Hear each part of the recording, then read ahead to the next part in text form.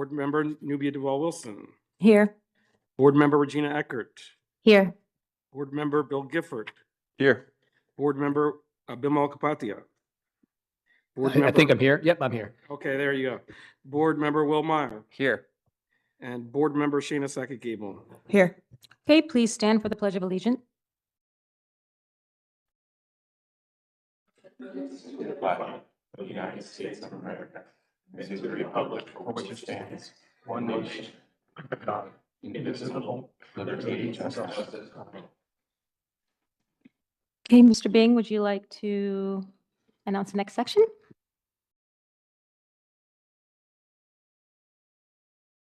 Sorry, I have to do the notice first. Please take notice that adequate notice of this meeting has been provided in the following manner. That written notice was sent from the Office of Secretary of the Board at 2:30 p.m. on January 3rd, 2025. That said notice was sent via email to Maplewood and South Orange Township clerks and the editors of the News Record, Star Ledger, Tappan DeSoma, and Village Green. Okay, Mr. Bing, now you're up. Evening, everyone. We always like to shout out our wonderful students. We've got two great ones tonight, both Delia Bolden students. I want to call up William and Eliza.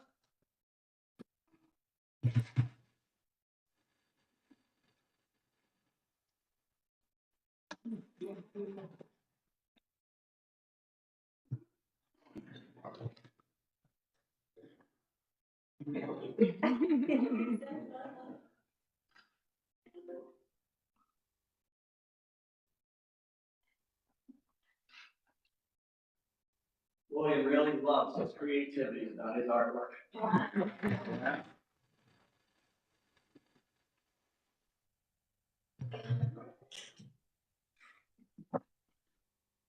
Oh, so, oh, cool. Wow.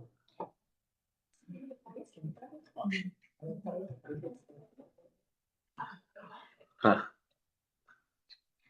Maybe like a 70s.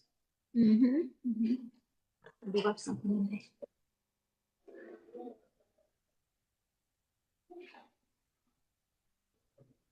So, Eliza telling me the original art term that I don't know. Not realistic.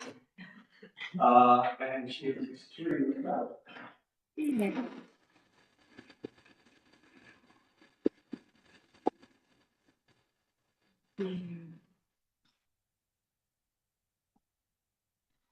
So their work was chosen to be displayed at NJPAC, New Jersey Performing Arts Center in Newark. A heck of an honor. So if we can give them one solid round of applause.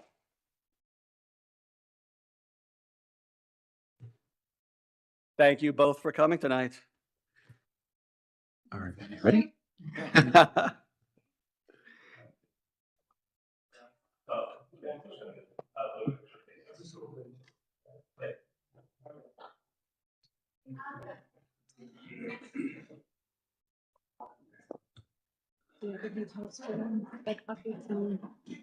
Playing recorder, maybe. Do you have those details? Children of No, Sanctuary. no, she said it's going to be recorded. It's all you then. Yeah, so. I mean, no, I do know about people that have like this one. As you can see, and we'll give you a little more detail once they're set up, we have the Columbia High School Chamber Wind Ensemble preparing for a performance. Like that's interesting. That's a. Are we on exactly? Oh, we're watching.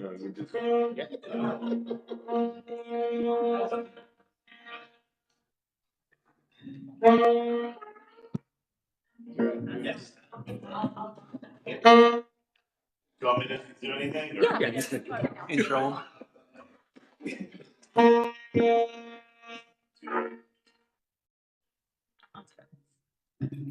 So everyone, they are going to be playing a piece entitled Recordame, which was written by African-American jazz tenor saxophonist Joe Henderson when he was around 14 or 15 years old.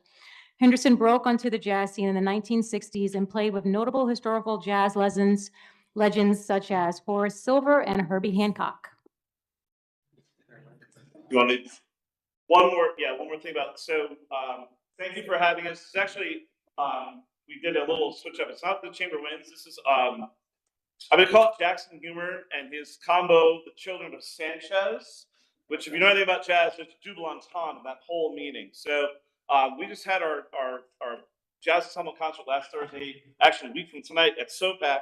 And this is all Jackson Pellegrino is playing tenor, Emma Simon playing keyboards, Zoe Hansen playing bass, and Alex Harlock on percussion, and Soap Permanini on trumpet. He was all Jackson doing. He did all the arrangement. They did a 5-chart set during the concert. It was their opener recording. I'm gonna shut up and take it away, Jackson.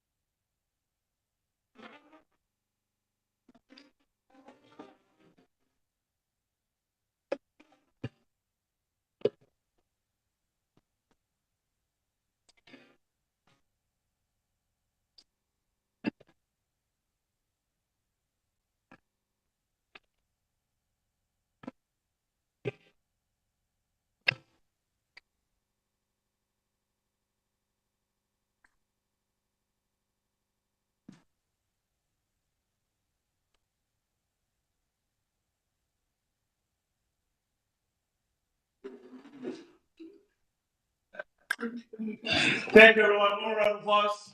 The hardest thing today was Alex trying to figure out, but I told him you can't bring the entire drum kit. I spent the entire day trying to figure out how to make this all work. So thank you all for having us. We appreciate your time.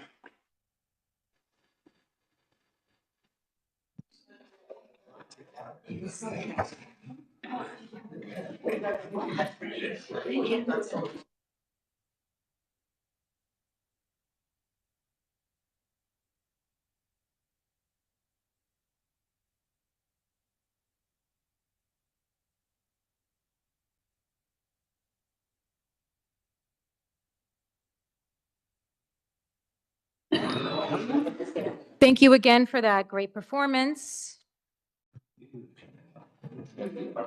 Yep. So now I'd like to make a motion to enter into executive session at 6:50 PM to discuss attorney-client matters, personnel, negotiations, and HIBs.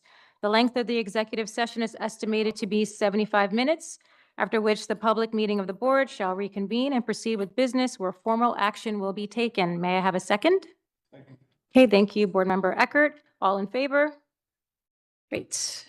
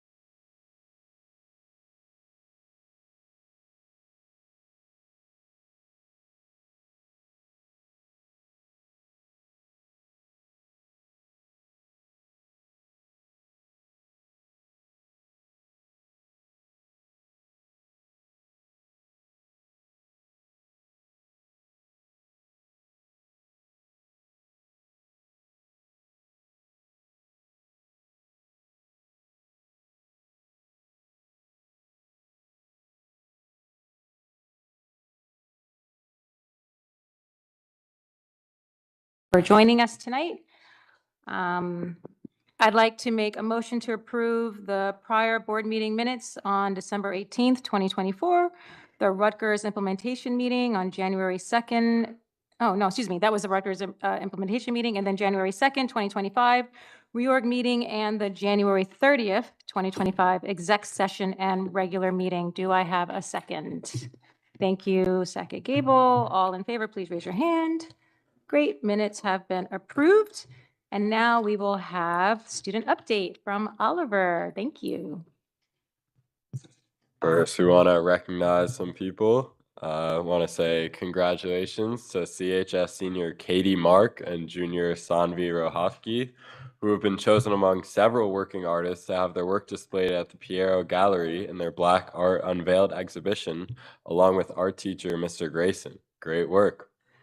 Many talented students entered the Young Writers USA national competition this fall, crafting short, spooky stories just in time for Halloween.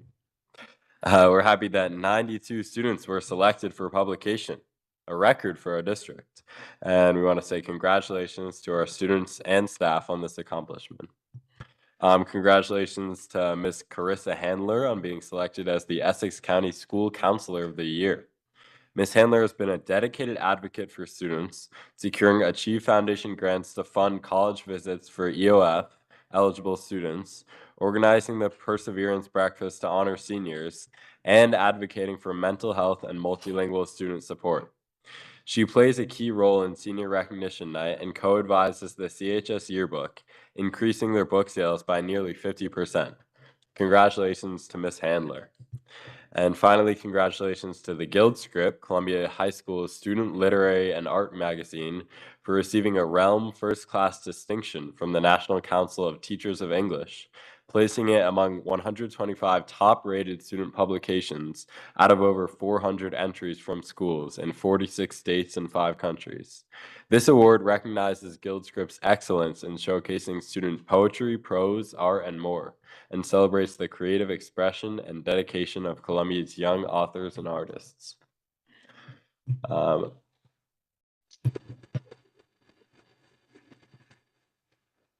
then I hope everyone's doing well this evening. There have been several successes at the high school level recently, but also challenges that we're still working through. The AP Fair and other scheduling events have been a great help for students planning their courses for next year. And I would like to thank the counseling department for organizing these, as well as the AP teachers who took their time to create video previews for students interested in taking AP classes. These are important steps toward providing classes which are open to all and which allow students to perform at their best.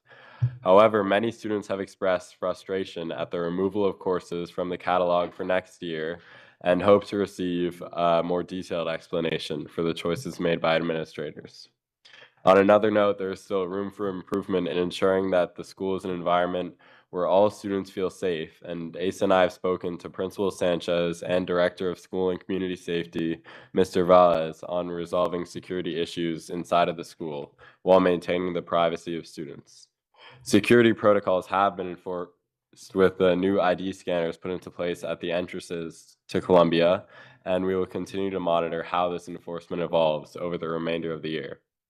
Ace and I are also working on formulating a comprehensive mid-year survey for all Columbia students that should release next week, and I'm also excited to have more conversations with the younger students of the district as we'll see the great things that they're capable of doing to improve our schools with their innovative designs. Those are all my remarks for tonight. Thank you. Yeah, I have a, wait, can you, Oliver, can you give us a little bit more details about the survey? What you're asking students, and then we can go to Deirdre's question. Yeah, so it's gonna be a survey which gets opinions both on a quantitative level and qualitative, and on a variety of topics, both academic and more social levels, just so that we can see, we'll really see how we can use this data, but just to give us some more goals for the future and see how we can best help our students. Thank you. That's great. Thank you. Look forward to the results of that.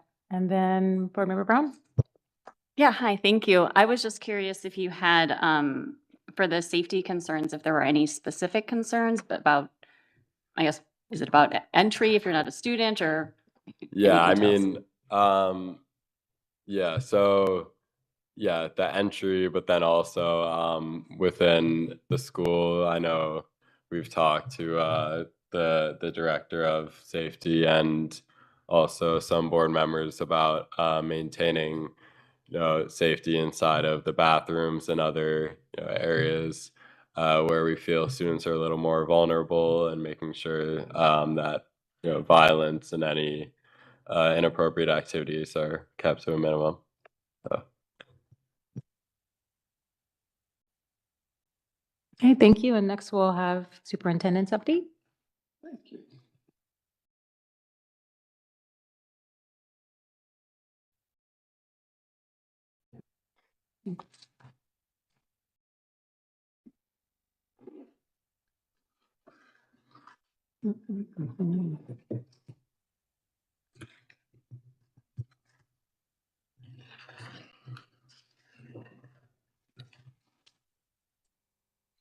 Thank you, sir. We just want to take a couple of minutes to go over our goal progress now that it's February. And this will be posted on our website next week. I do want to review all the goals very quickly as a reminder so we all know where we're moving this year. Number one, which is our power goal, we will prepare our students for college and career through the design of learning experiences that will prepare them to become the leaders, designers, and problem solvers and innovators. Goal number two, we will nurture responsible, fulfilled, and successful global citizens through developing an awareness of their interconnectedness with the world and learning skills that can help them contribute to change.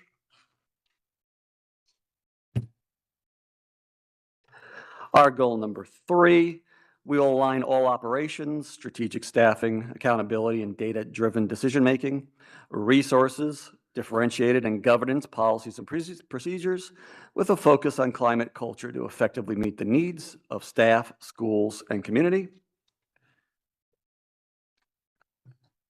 And goal number four, we will authentically engage families and community in supporting schools and students through community immersion, co-creation of solutions, recognition of different groups, community-based and beyond, appreciation of historical knowledge, and recognition of community efforts. As you will note, when you pull it up online, you will see a coding system. That coding system is a colored coding system with red being work not started yet, orange being planning stages, yellow being pilot or early implementation of initiative, green being full implementation, and then your last would be full implementation and success metrics attained. Each one of our goals has metrics attached to it. That is a conversation we had with our board to make sure we had goals that could be met and could be measured. Simple example of that would be 50% of the sixth grade curriculum will be planned for curriculum writing in spring and summer.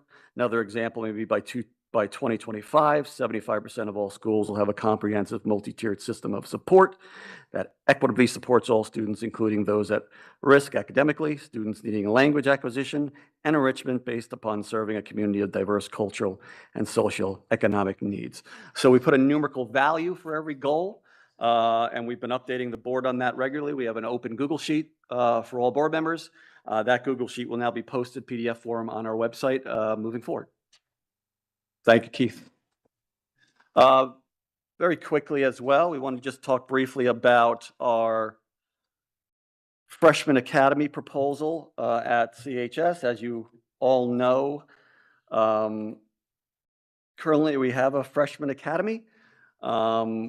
We've been planning for about 6 months now to actually make it a best practice Freshman Academy based upon other models around the area.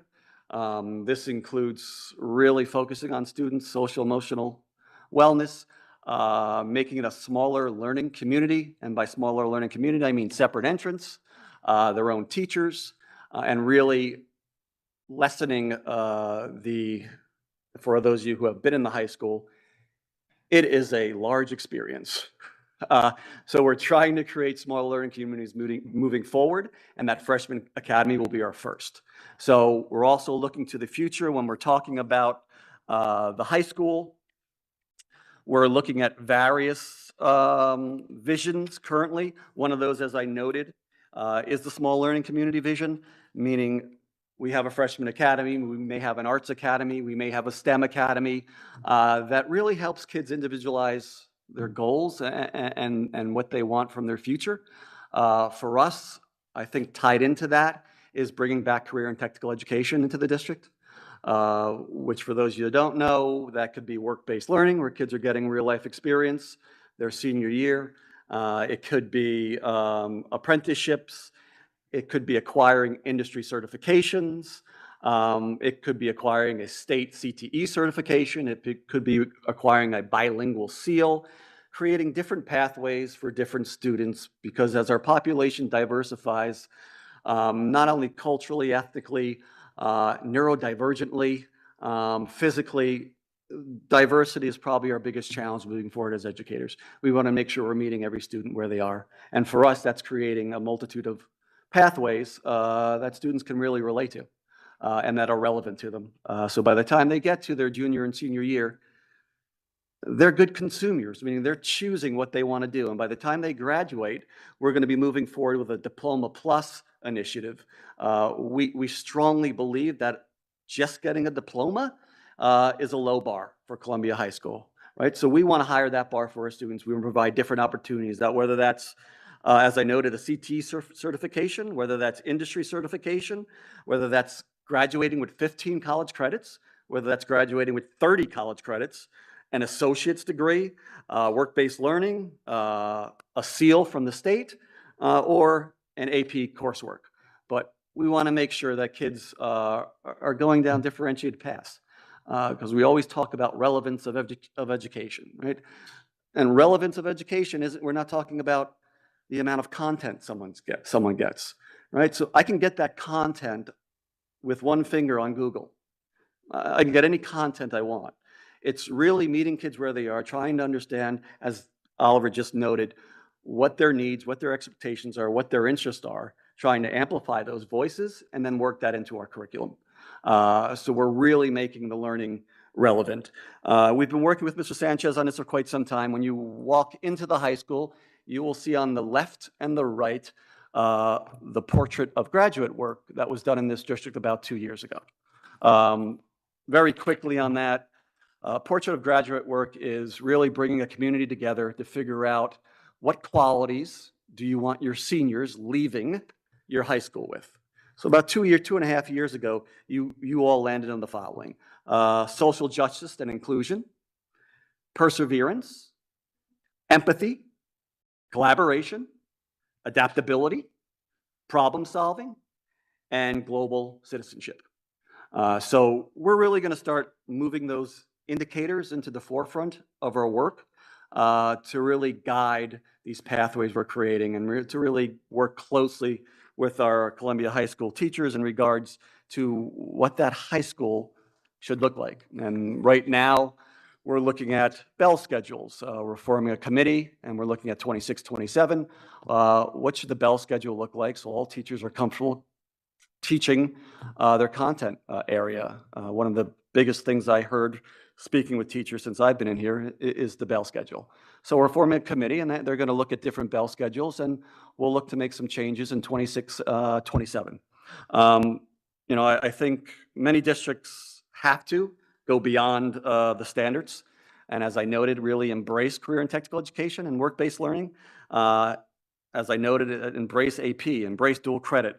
What I have found when I speak to our teachers is that they're really hungrier than ever to go above and beyond standardized tests. Right? Standardized test is one method. I don't believe they're sufficient to measure a child. I think providing students the opportunity to solve complex problems, to work collaboratively, to solve real-life problems that affect this community are ways to really see how a student is growing, which I believe that's the direction the state is moving in, which is a portfolio-based movement. They'll still take their state assessments. However, they'll also look at personal portfolios for students moving forward. I think right now, the two themes I'm hearing when we walk across Columbia High School is rigor and relevance, right? Our focus really needs to be around rigor and relevance. So for us, that's going to drive our work moving forward. We're going to ensure that that work is collaborative and really work to make that high school one of the best in Essex County. Smaller things that we're doing right now, as noted, the committee for bell schedule, we're running some action research projects in the school, plan, study, do, act, and we're really focusing on collecting ideas for what small learning communities may look like at Columbia High School. So we're excited.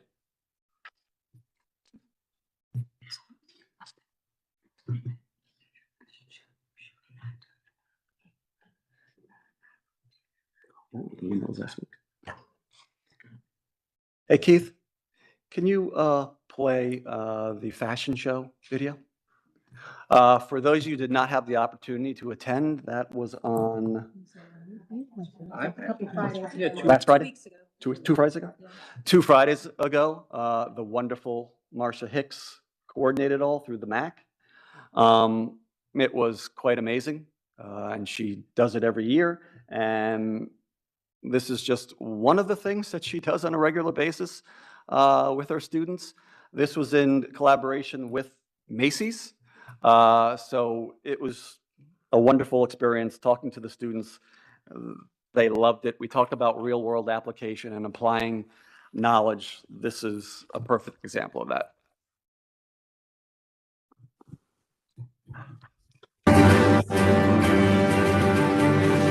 Hello CHS, I'm Arbor. And I'm Jai, and this is Columbia Cougar News. Each week during February, we're bringing you a segment in honor of Black History Month. This week, we offer up some highlights of last week's Futurism fashion show. It's a blend of office attire and future 2000. From sparkling suits to unique dresses. Next up is Business Futurism.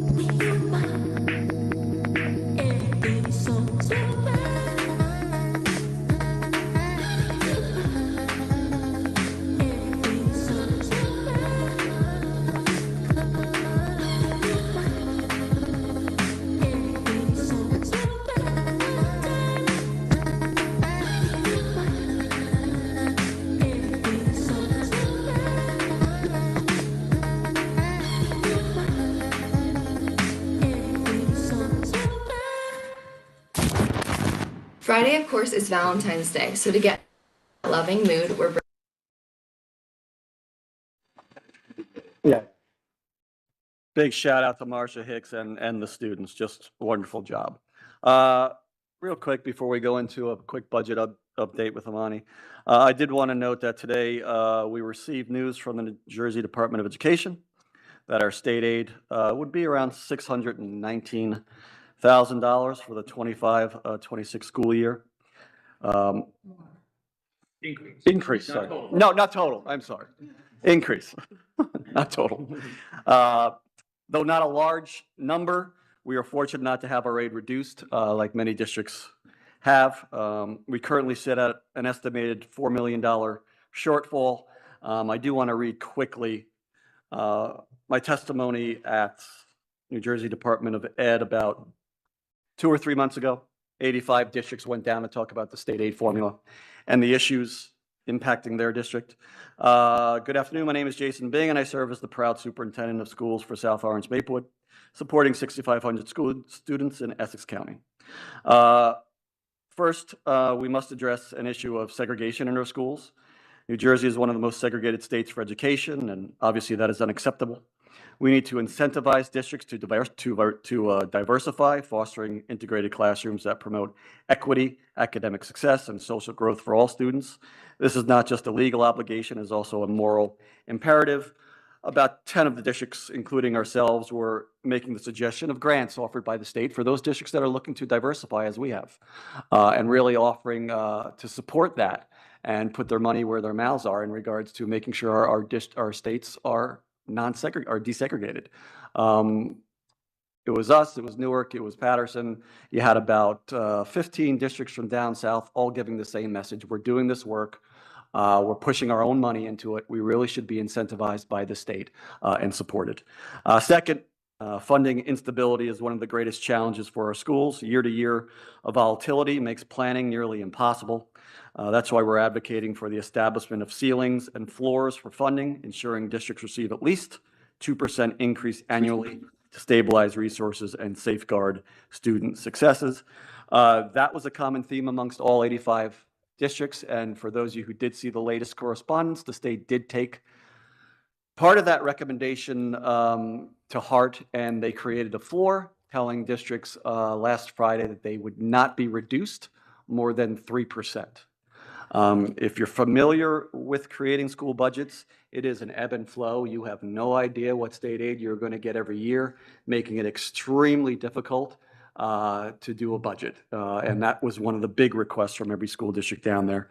Also, to meet rising costs, we must also consider raising the property tax caps from 2 to 4%. This change would allow districts to generate critical revenue without requiring public votes that often lead to delays or cuts in essential services. The big message there being it should match really cost of living increase. State aid has not matched inflation in over 15 years in the state, which just causes turmoil around budget time. Additionally, we need to improve the way we calculate the local fair share. Instead of relying on a single year snapshot of property values, we should use a rolling average to ensure stability and fairness. We must also exclude the top 1% of incomes and shift to using median income rather than aggregate income, creating a system that reflects the economic reality of most residents. Schools also need more time to develop their budgets after the governor's annual address. Rushed timelines lead to inefficiencies, and extending this period will ensure thoughtful planning that aligns with updated funding levels. And finally, we must work towards fully funding extraordinary aid, which supports students with the greatest need.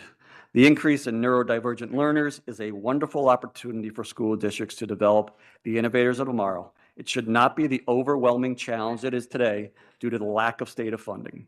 Right now, it's only funded a little over 70% of the formula, leaving too many children behind. We must also set more realistic adequacy spending targets that reflect the true cost of providing the high-quality education our students deserve. We all know that education is a great equalizer. By addressing these issues, diversity, funding stability, and fair calculations, we can create a system that gives every student a chance to succeed. We need to fight for a better future for our children, our schools, and our state.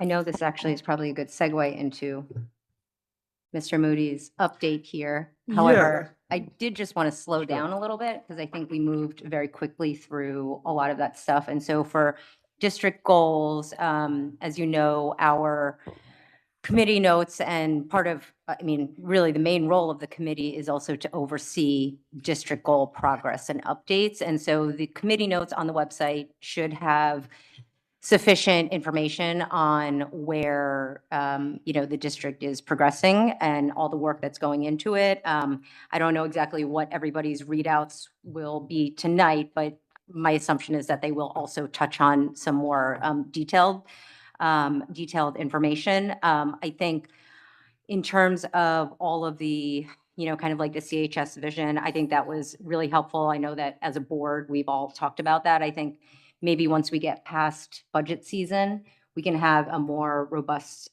presentation around that, because it's a lot it's exciting to hear, but it's also a lot to digest, and really understanding kind of the thought process, the data, all the planning that is going into it over the next, 2 to 5 years would be really helpful.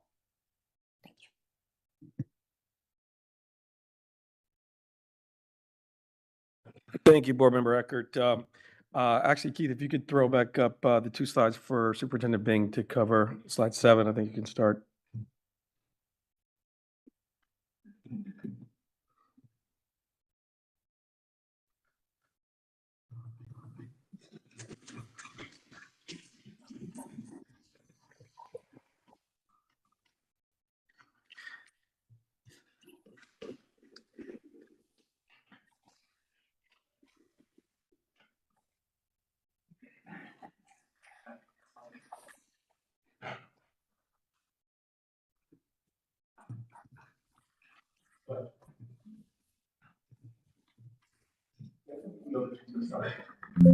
Okay. Okay. We want to give a quick update on the budget and our work so far. As I noted previously, we just received an increase of about $619,000 for our budget, which was a great relief. As I noted, we all received a letter last Friday noting that there's a good possibility that you'll be losing up to 3% of your state aid. In our current budget, we did only budget for about 70% of our title funds as directed by the state. We also did the same in regards to IDA funding for our special education services, again, directed by the state to do so, which obviously is about a 30% reduction. Additionally, and you'll see as we move forward, go ahead, Keith. Our budget calendar that is on our website currently. Obviously, you all know the headlines, Newsweek, Times, whatever you read. You're looking at various cuts across school districts, and in some people's opinion, the dismantling of public education. So it's been a challenging last few months that has really brought out the collaboration between the board, administration, schools, our community, looking for not only solutions for the now problems, but solutions for a year from now, 2 years from now, 3 years from now. Our goal is try to create some financial stability moving forward over the next 3 to 5 years. As noted, that was our testimony that I just read. Go ahead, Keith. Go ahead, Keith. So let's take a look at the 2024-25 budget, which obviously is developed in 2023-24. In order to balance the 24 and 25 budget that we're currently in, the district implemented 28 reductions in forces and made 35% cuts across all budget lines except for special services. The same process was utilized for the 2023 and 24 development, cutting 25% cuts across all budget lines except for special services. The capital reserve was also tapped to fund specific projects in 24-25, about $4.2 million in total. Capital reserve is a district's accumulated savings, which is also capped by the state. You just can't run up that number. It is capped by the state, so you have a limited amount to take from. Also, the maintenance reserve was also tapped to fund specific projects in 2024-25. About 1.5 million of that was taken. This is straight out of the budget presentation from last year, prior to Mr. Moody, prior to myself. A working budget shortfall due to unexpected increases in health benefits of 1.25 million, special education of 2.25 million over budget, and out of district transportation of over $500,000 above budget. With the implementation of thoughtful measures such as a halt on discretionary spending, we are confident that we can cover the 4 to 5 million needed for the rest of the year. It will be necessary to utilize 1 million for the next year's unassigned fund balance. So that was from last year's budget presentation. Go ahead, Keith. Looking forward to the 25-26 budget presentation, some challenges that we are currently facing. Rising costs. We were told from the state to expect a 17% increase in health benefits and a 27% rise in energy costs. We're also, obviously, everybody in this room is aware of the impact of inflation. It also hits school districts. Special education funding gap, extraordinary aid, state aid covers only about 70% of costs. The state needs to fund that up to 100%. Currently, our local dollars are picking up that 30+%. Transportation deficit. State funding falls short by about 30% in regards to funding that complete formula. So again, they're funding around 69 to 70% of that formula, leaving local districts to pick up about 30% of that cost. We're going into a new teacher contract, also a new administrator contract over the next year or so. Facility improvements, we've talked about it. We're at the point now where we have to have essential maintenance and essential upgrades to ensure that our schools are safe for students. State aid, as noted, we got about a $600,000 increase from 425-26. Title funds and IDA, as noted, we're only told to budget up to 70%. That is a 30% reduction on both. We also decided to make the move to freeze all discretionary funding. That happened in January. We also did a hiring freeze starting in January as well.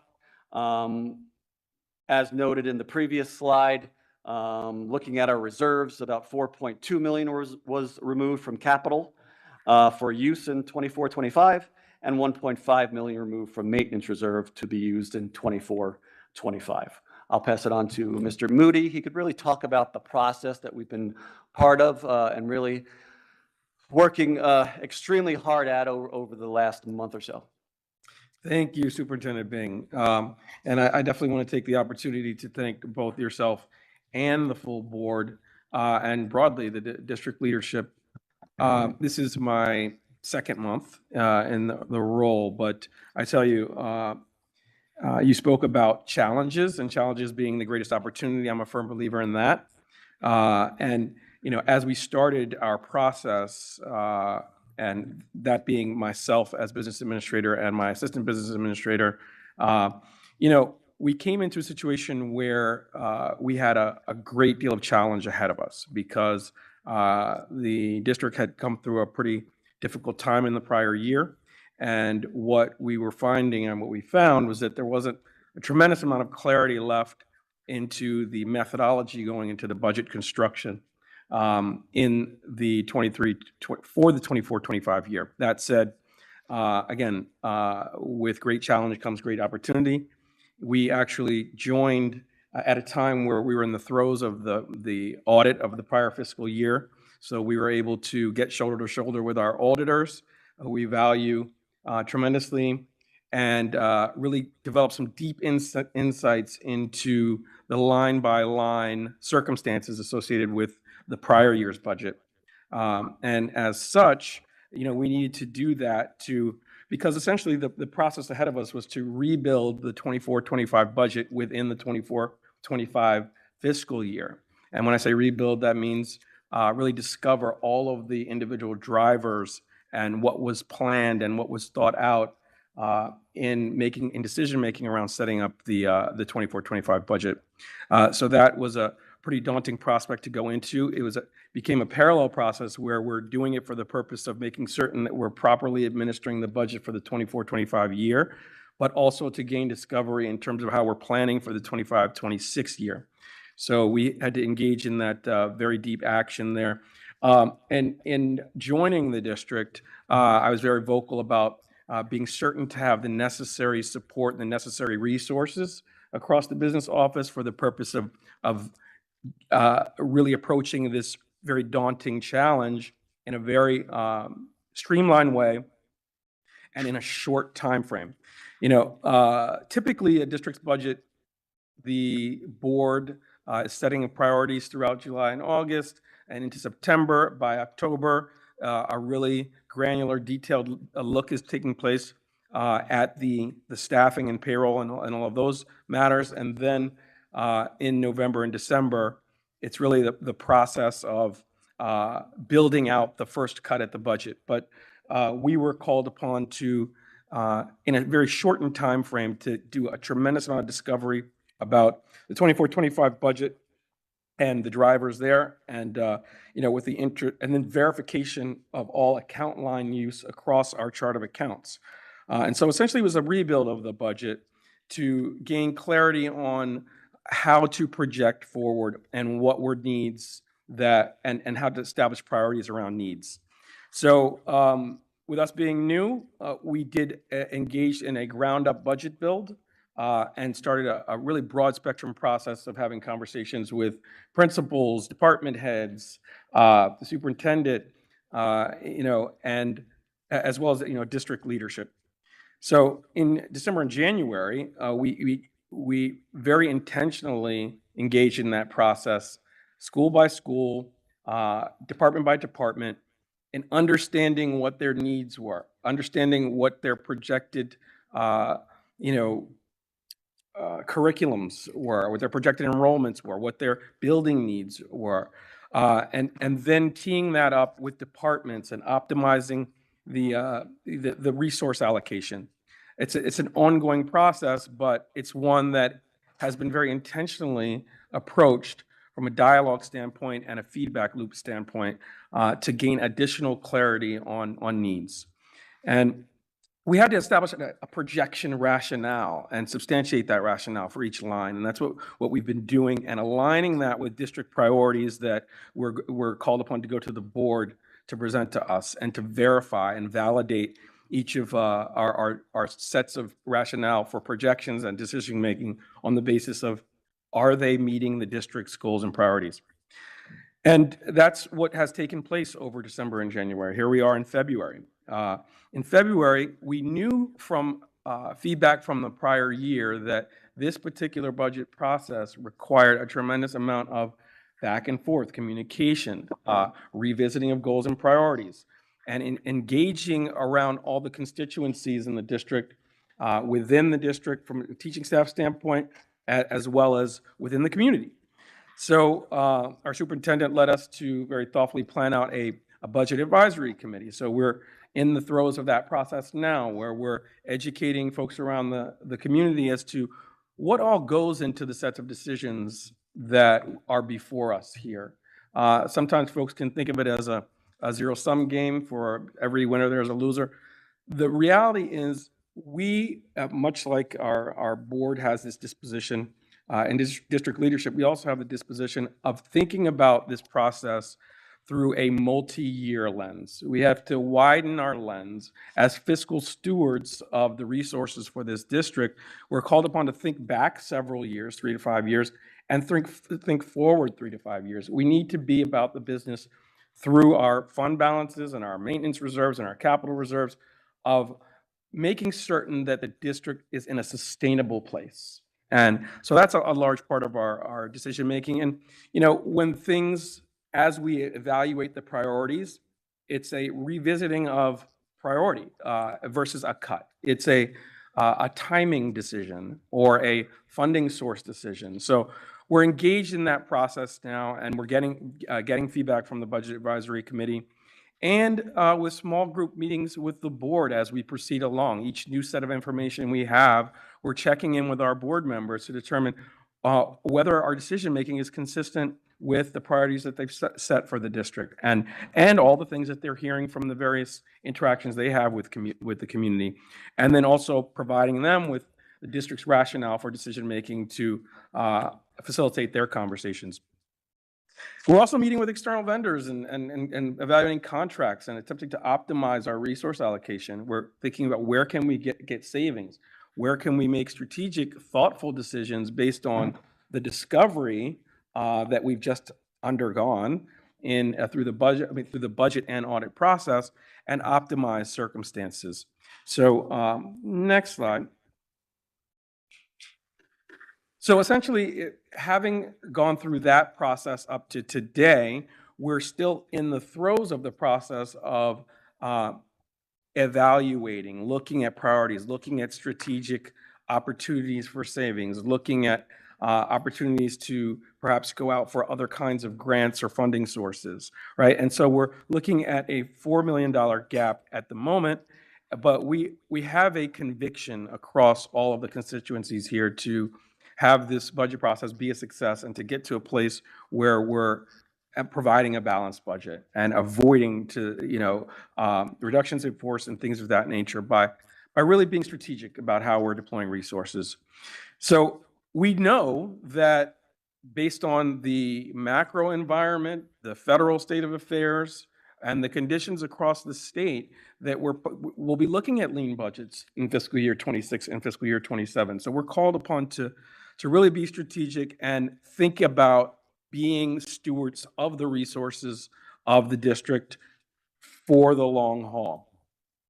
And as such, when I came to the district, as I mentioned before, my interest was in making certain that we had a well-positioned team to really do this process in a very rapid manner. As I mentioned, typically the budget process begins in July, August, and begins in earnest in October. However, our new team arrived in November and December. And as such, I made it clear to district leadership and the superintendent that to the extent that we could avail ourselves with any other, consulting services with luminary, experienced, with multi-decades of experience, a business administrator or financial consultant resources, we should. And as such, we made the decision to do so by retaining the services of a consultant who's, a former special assistant to the commissioner, is a highly regarded BA across the state. And we've been able to really dive deep into the details and accelerate our process of discovery and gaining insights from the information that we pulled together. And so that's how we're able to actually be at at this stage of the budget process where we are today, where we can, we've gathered our state aid numbers, and now we're beginning the process of balancing the budget in earnest. Beyond that, what we also discovered, upon my arrival, is that the district in prior administration had not been using the full capacity of its financial accounting system, and as such, there were modules that had not been leveraged. And it's called Systems 3000 is our financial accounting system. And also the ability to get directly into that system hadn't been widely given around the district to act in an inclusive way throughout the budget process and throughout the budget decision-making process. And we took that challenge on immediately. And in 25-26, we're going to be using even more of the Systems 3000 module, but we immediately distributed it out and engaged in education across the principals and secretaries and department heads around the district to be certain that folks knew that this was the way in which we would capture their perspectives and make adjustments to those perspectives. So as such, we're leveraging what we have today, expanding its use, and really empowering our access to greater detail for the purpose of making more informed decisions, more informed prioritization decisions, and the like. So that's pretty much it in terms of where we are, and the budget process continues. So, I do want to emphasize some things that Amani just said, and I'll really put extra emphasis on the idea that we have an opportunity here where the majority of our senior leadership team is 3 years or less.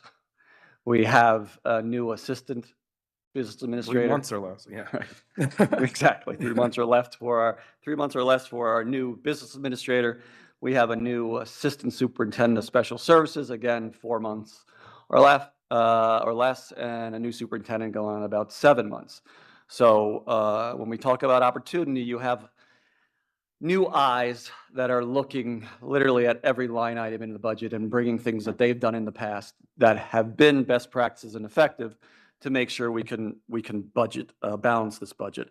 I think some of the really essential things that Amani said, and I appreciate his humility, but I think he understated the fact that we had to come in regards to the 24 and 25 budget and implement a discovery stage where things are, what things were, because as he noted, Systems 3000 was not used. So you had money set aside. We had no idea if they were encumbered, if they were spent, if they were not spent.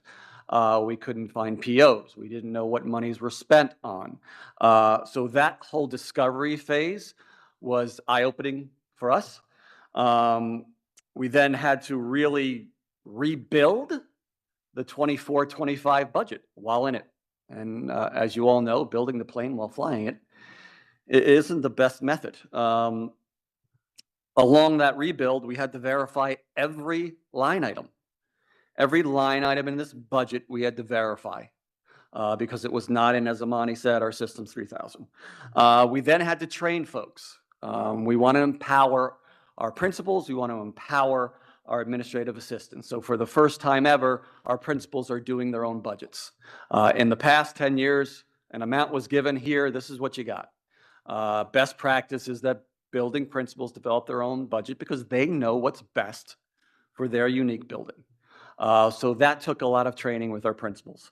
While doing all that, we had to build the 25 and 26 budget in a very tumultuous time, receiving executive orders on a regular basis, receiving correspondence from our state and federal government in regards to do not expect to get all your title funding, do not expect to get all your special services funding, and just go for it. Take your budget and go for it.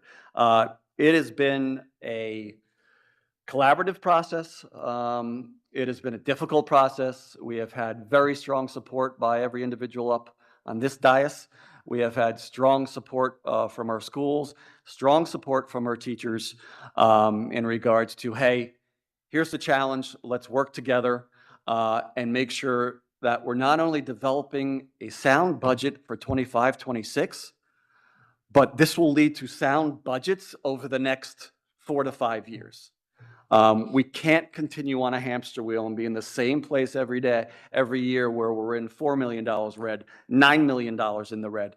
We have to look at 4 or 5 years out as we're developing the 25, 26 budget.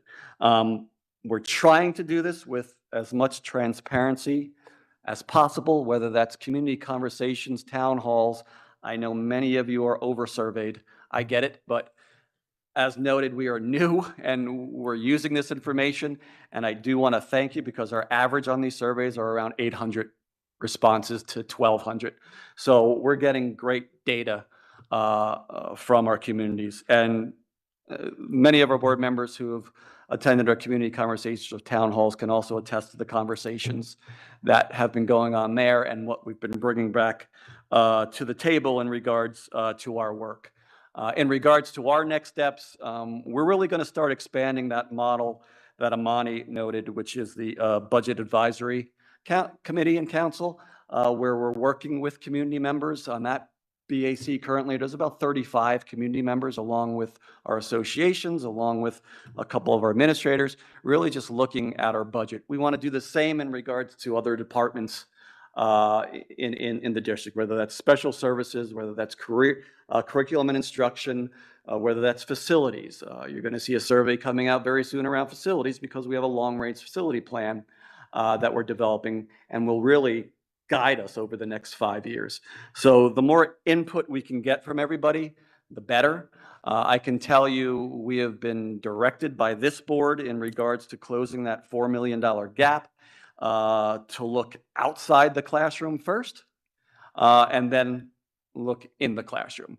And currently, we're going line by line by line. We just had a town hall around in-class resource support, K to 5, which I'm happy to say with the news we got from the state, we will be keeping our model in place for the next school year. We will be forming a committee, as noted, a working committee around that to really project out to 26, 27, 28, 29, so we can make some really good decisions in supporting our students while still being strong fiscal stewards. So was extremely happy with the news that we did not get reduced, so we could sustain that program.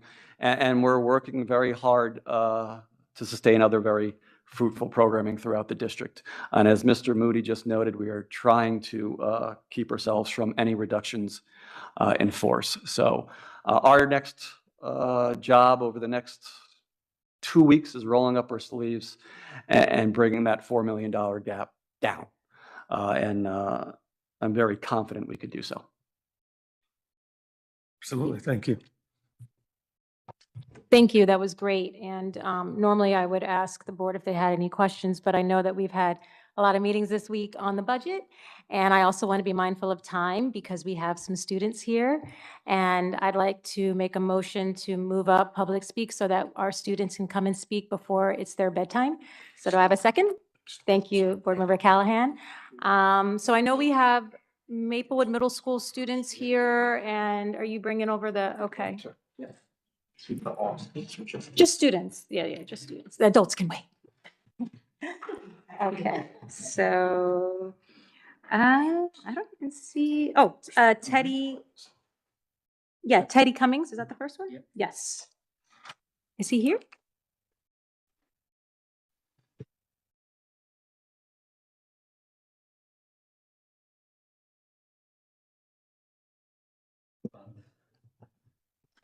Pull up your presentation. I was going to pull it down. Thank you.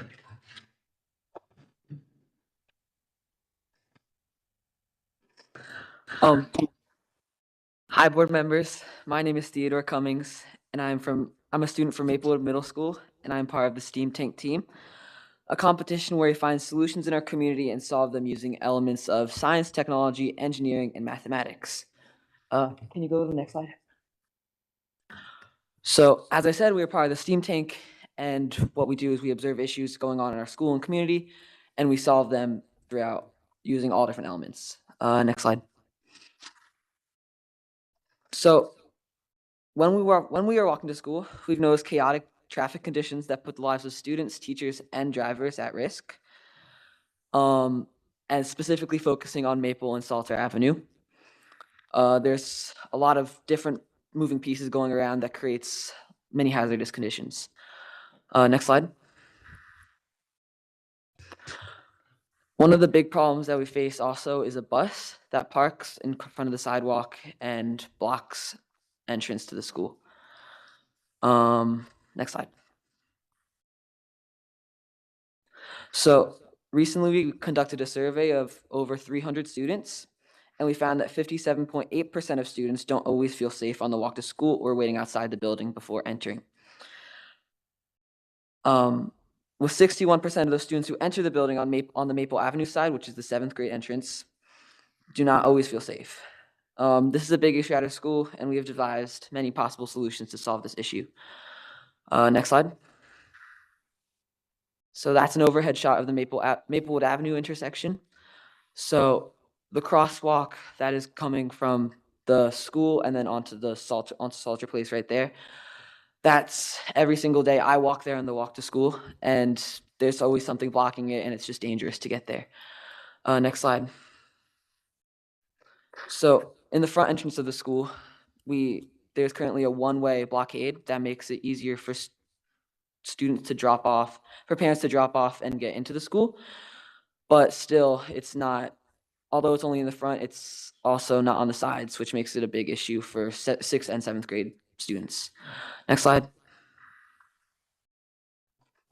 So one solution that we have is to add another crossing guard at Maple Avenue and the Salter Place intersection to increase the presence of safety officers in the area and make a safer system to direct traffic and direct students on the walk to school.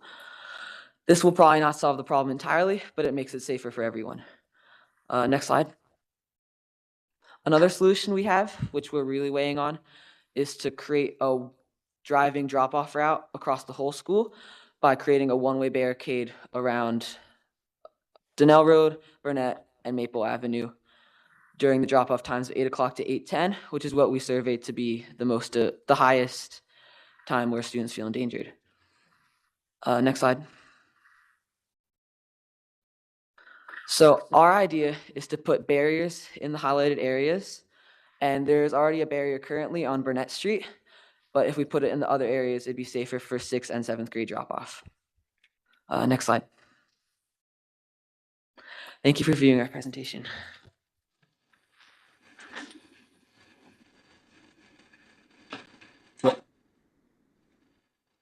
So when I come to districts, I bring a lot of baggage. I warned the board about that. One of those baggages is New Jersey School Boards Association Steam Tank, which I've been lucky enough to participate in for over a decade. We brought that into the district. We were running late, literally asked teachers at the middle school level, was anybody interested? We had 4 teachers step up and say, yeah, this is cool. Let me do it with my kids. 2 of those teams out of the 4 made it to the next round.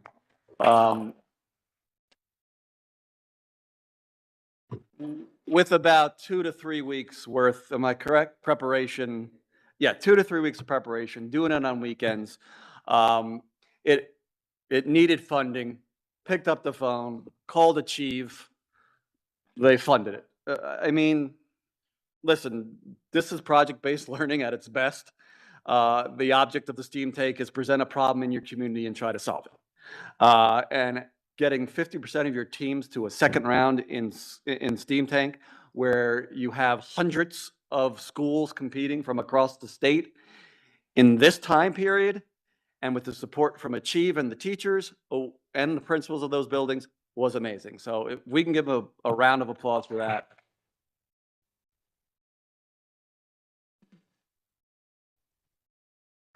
So is Layla Harrison here? Yes, okay, come on up. Thanks.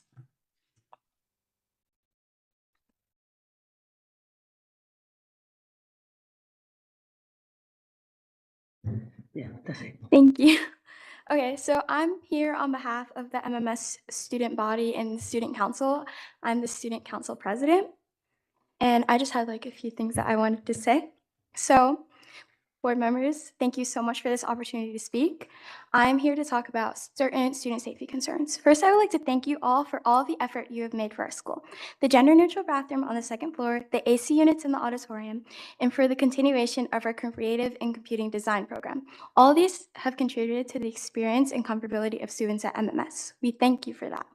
That being said, there are a few issues that students have expressed that I felt needed to bring to your attention. Ms. Grinnell, our principal, let us know that the board will be coming to do inspections. There are a few items in the building that we as a student body believe should be looked at. First being the radiators in many of the classrooms. This is different from the modern system that we just got installed, but the ones that are old in the building consistently rattle, which can be distracting towards students when they have to focus in classes. There have also been cases of students getting hurt from the high temperatures that the radiators are set at. The bathrooms are another issue that people believe are in bad condition and need updating, and additional mirrors in the boys' bathrooms as well. There's also a case of the 2nd floor girls' bathroom, which according to students who we surveyed has a ceiling that consistently caves in. Also, the locker sizes and condition and quality of the lockers, especially the locking mechanisms, are not functioning, especially those in the gender-neutral locker rooms where either the doors aren't present or the locks do not work. Plus the size of the lockers in the main hallways, plus in the gender-neutral locker room, both of them have sizes that are kind of unmanageable for students who are trying to get their stuff out in a timely manner. The water fountains are also in need of quality control. That is another thing that students have talked about.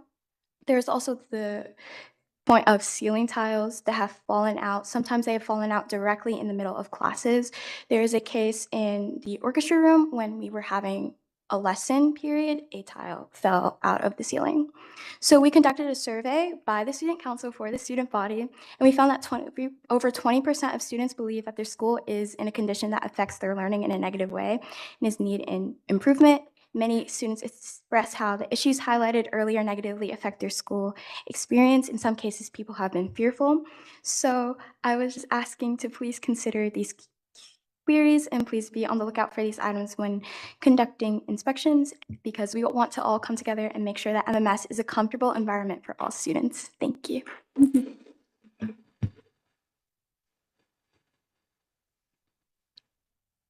So, our next step in the long-range facility plan is our architect will be interviewing students, high school and middle school, starting with the student councils. Okay. So you'll be meeting a gentleman named Todd, who will be sitting down with you guys and asking for the exact same things you just mentioned. Okay. So we can make it part of our long-range facility plan over the next 5 years. Thank you so much. Well done. you Well so done.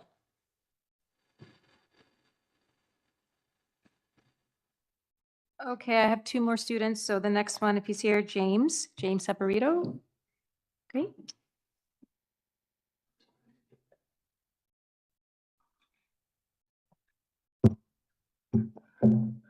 Hello, my name is James. I'm a 7th grade representative for Maplewood Middle School. Thank you for letting me come here tonight and speak. I'm here tonight to bring your attentions with issues about our faculties. First, mice. There is poop throughout the school, and teachers and students can see this regularly. Besides this being a health issue, it's just plain gross. That's normal. Second, water leaking. There's an area in the school where water is dripping from the ceiling. This must be from a pipe. It needs our attention. It won't be long before we can have a flood in the school if this pipe bursts. Third, the paint on the ceiling is falling off. If we could get someone on a ladder to fix this and like maybe paint it, would be great.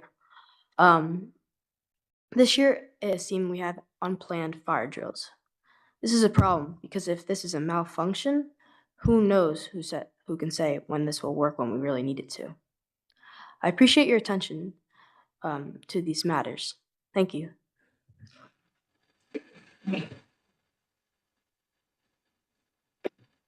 So everybody knows we are, and the board's aware of it, we are doing walkthroughs of Columbia High School as well as Maplewood Middle School and South Orange Middle School. We have all of our board members signed up so they could see some of the things that both of these wonderful students are mentioning.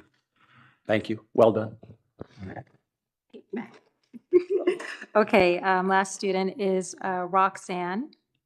Roxanne, are you here? Okay, great, thank you.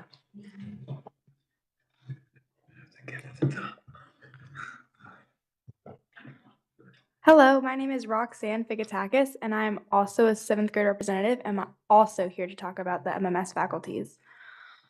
Thank you for everything you've already done. During the survey that we took of what kids in our school believe we can do to like improve their learning and the building itself, only 3% of kids thought our school is at its like peak condition, which means there's still a lot to improve. We've already talked about there's like patches of the school where the ceiling is just like missing. So when it rains, there is a lot of leaks going on, which we put recycling cans and trash cans underneath it, but that won't like hold up for very long. There like are parts of the wall where the wall is like coming detached from like the rest of the building. And in my first period, they've put in requests for repairs for various parts of their classroom, but none of their requests have been answered.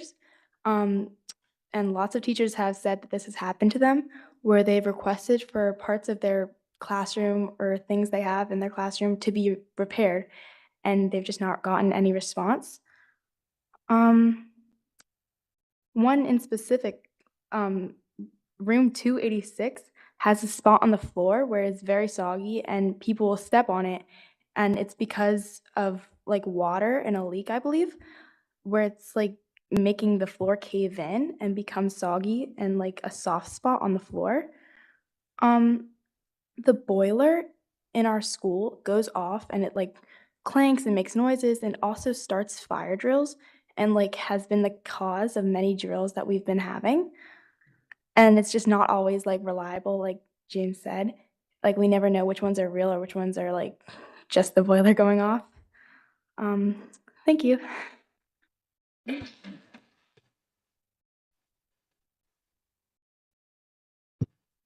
So I don't want to say this because I'm afraid someone's going to come back and say, you told us this. But our facilities individual thinks they have solved the boiler issue, that it was a sensor in the new HVAC system, and they rerouted that. So we are hoping that those false alarms will not be an issue anymore. They were at the building during the last one, which I think was around, you guys weren't in the building, it was around 11:30 at night. And they did some rerouting of the HVAC vents. So we're hoping, and they took out one of the sensors. So we're hoping that that was the reason why you're having these false alarms. So we think that issue is solved.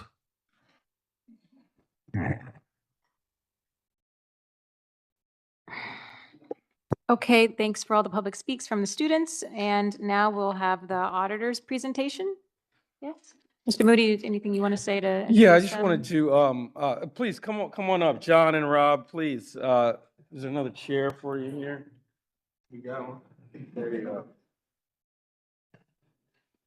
So I just want to welcome both of you. And also, I just want to say it was a pleasure to hear directly from the middle school community just before we go into audit, because a lot of what they spoke on is on our agenda and I will touch on that later. But welcome, John and Rob. We've just been through a deep dive audit process, and I just again want to articulate, our gratitude for helping us to really put a lens on what's going on in the district and draw some insights from that as we move forward. First of all, thank you for having us tonight, board members. We appreciate it and happy to be here. We're going to keep it fairly brief, but we're certainly here to answer any questions that you have. Again, I'm Rob Provost. I'm the partner in engagement. Along with me is John Farina. He's the director in engagement. He's going to briefly touch on the audit overview and go over some financial highlights. And I'm going to go over the auditor's management report. Just a quick housekeeping with timing, that the state last year started a 2-year pilot program with the timelines. It was always December 5th. Before that was November 5th. With the new GASB delays, et cetera, they extended it until January 15th, which is the date you guys filed and were finalized on. So we're happy to report you guys were compliant with issuing with the state guidelines and you met the deadline. And even on the deadline date, there's still, I think, 33% of school districts that didn't file. So we got to think that's probably at least that date going forward. With that, I'm going to turn over to John, and he's going to go over some audit information. Good evening. Good evening, everyone. Thanks for having us. As Rob said, we're just going to keep it brief tonight. We met with the Finance Committee a couple of weeks ago, kind of took a deep dive into the audit and the numbers. So we're kind of just going to give you an overview of what the audit process is and how we go about our work. What you get is about a 200-page report at the end of the audit. What goes into that is hundreds of hours of work on our end, looking at documentation, reports, requesting information from the district. And again, that's on our end, and that we don't just get that work. It requires a lot of commitment from the district staff. So we're very appreciative of the commitment we get from our clients, and especially this year it was a little bit difficult with people coming and going. So it was a little bit challenging, but we got through it and everything was issued on time. Just to give you a focus of or a brief idea of what we do, we focus on internal controls, which we verify that there are safeguards in place, proper approvals for transactions, proper recording of transactions. And again, that's a lot of documentation that the district provides for us. Also, what we have to do is what part of our procedures is what's called the single audit. That's required as due to the level of federal and state spending that the district has, which requires us to look at specific grants and funding sources from the federal and state government and do prescribed procedures to make sure that the district is in compliance with the requirements of those grants. This year, we tested for the federal level, we tested the ACERS program, which provides extraordinary services to certain population, and the National School Lunch Program. And on the state side, we tested the district's TPAF, Social Security reimbursements, and the debt service aid. Overall, I feel like the district had this, again, this is as of June 30th, 24. The overall fund balance, or the unrestricted fund balance was $4.8 million, which was the 2% maximum that the state allows. The overall fund balance was $35 million in the general fund. Some of that has been utilized already, as the superintendent said, during this fiscal year. The fund balance did decrease by about $5.8 million during the year ended June 30th, 24. And that was, we noted last year, it was kind of a break-even year. For the June 30th, 23 year, that is, it was kind of a break-even year. But there were two pieces that we noted last year that of one-time revenues that came in that made the district break even, and that was for the sale of school buses as well as FEMA money that came in that was unanticipated, totaling about $5 million. I think that's it, really all I have as a high-level overview, and then Rob is going to go through some of our recommendations that we came up with during the audit. Nice. Thank you, John. And just to touch base too on the fund balance budgetary number, the 35 million, it does sound like a very huge number, but keep in mind, the health benefits alone were $16.1 million this year. So the numbers, if you go through the expenditures, are pretty staggering. So, we think every bit of that's going to be necessary going forward. And I do want to give Mr. Moody a special thanks, and his entire finance team too, because, I don't know if this would have met the deadline without your help going, and Andrew's help going forward, really towards the end. We really got this to the finish line. So again, really appreciate you and your team. And you really jumped in pretty much mid-audit, and you really helped us along. So I'm going to go over the auditor's management report. We did have 3 findings that require corrective action, but keep in mind, these are more compliance-driven findings. We do not feel these were material to the financial statements in any way. Therefore, we issued an unmodified opinion, which is the best opinion the school district can get.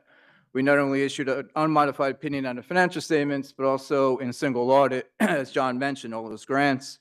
And every single year, we're always rotating the grants, and you guys really have good, sound internal controls, we feel, in general and on the grant process. So you guys really should be proud of that going forward. So the findings we did come up with, first one we had was on student activities, which statewide is sort of a common finding. And this one was just, we couldn't really give an opinion if it was right or wrong, because the only thing we got from a particular school was bank statements. So we couldn't really drill down to the timely deposits, et cetera, on that school, which I think Mr. Moody has already addressed that and some of these other findings we're going to mention going forward. The next finding we had was on the semi-aid, which is it's a federal requirement to meet a certain participation rate. And for whatever reason, this year, the district fell short. It wasn't material numbers. I think the budget number was 168. That was anticipated, and you guys come in at 67,000. So again, it wasn't a material number, but it did relate to a federal compliance requirement. So that's the only reason really that's in the AMR report at all.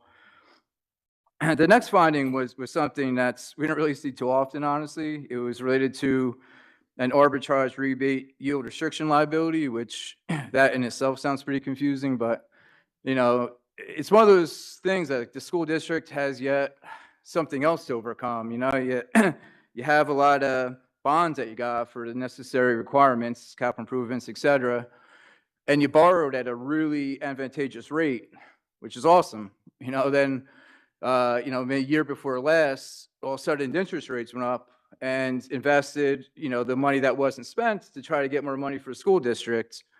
But then IRS comes in and says, we can't really earn so much interest if we're giving you like a tax break on the bonds. So that difference is pretty much the arbitrage yield restriction liability, which was a fairly significant number. And Mr. Moody jumped ahead too. And we also set up an accrual going forward to next year. So it should be covered going forward.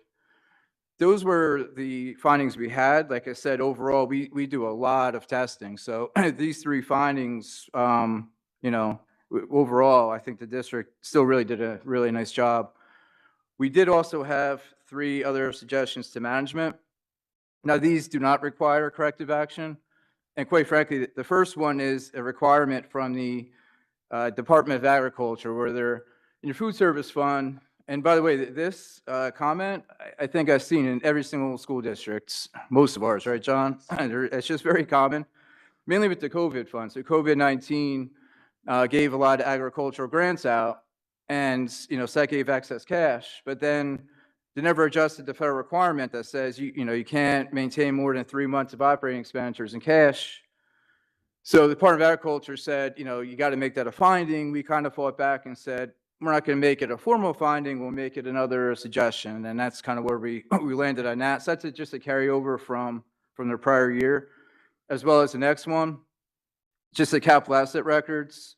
Every 5 years or so, it's always a good idea to go out, get an appraisal company, understanding that that's another cost to the district.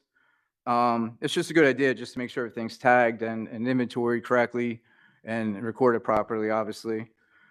The next one we had related to surety bond coverage. Now, again, that's just something it's a formula by the state, and it's driven on your budget. So as the budget increases, it's just a good idea to kind of revisit the surety bond coverage. It was barely under, I think it was 615,000 was the requirement once we went through all the calculations, and I believe the bond was 600,000, which again, I think Mr. Moody has already addressed. Yeah, we already addressed that, and raising Yes. the bond value to 615, absolutely. Mhm. And we try to forecast too going forward, just so you guys are always kind of prepared for the next year going forward. So, which I think was around the same number, if I'm not mistaken. Very close. The last comment we had, which again has been addressed by the board, I believe, was the Latchkey Enterprise Fund, which seemed to cease operations in the last fiscal year. It seemed due to the Y taking over, if I'm not mistaken, and then it was probably in the best interest to eventually move those funds over to the general fund by resolution, which I'm not mistaken is in the works. Yeah, absolutely, that'll be teed up for next board meeting. So with that's all we had. Like I said, I think the district does a phenomenal job, and Mr. Moody certainly fit right in and really did a great job helping us finish this audit. Much appreciated. And if you have any questions, please let us know. Thanks a lot, guys. I just want to underline one point. Thank you for bringing additional clarity to our fund balance figure, because sometimes folks can think that that is an enormous dollar amount, but in fact, it is not relatively. And we're called upon, again, as fiscal stewards for this district to be certain to maintain the right levels moving forward. So thank you. Sure.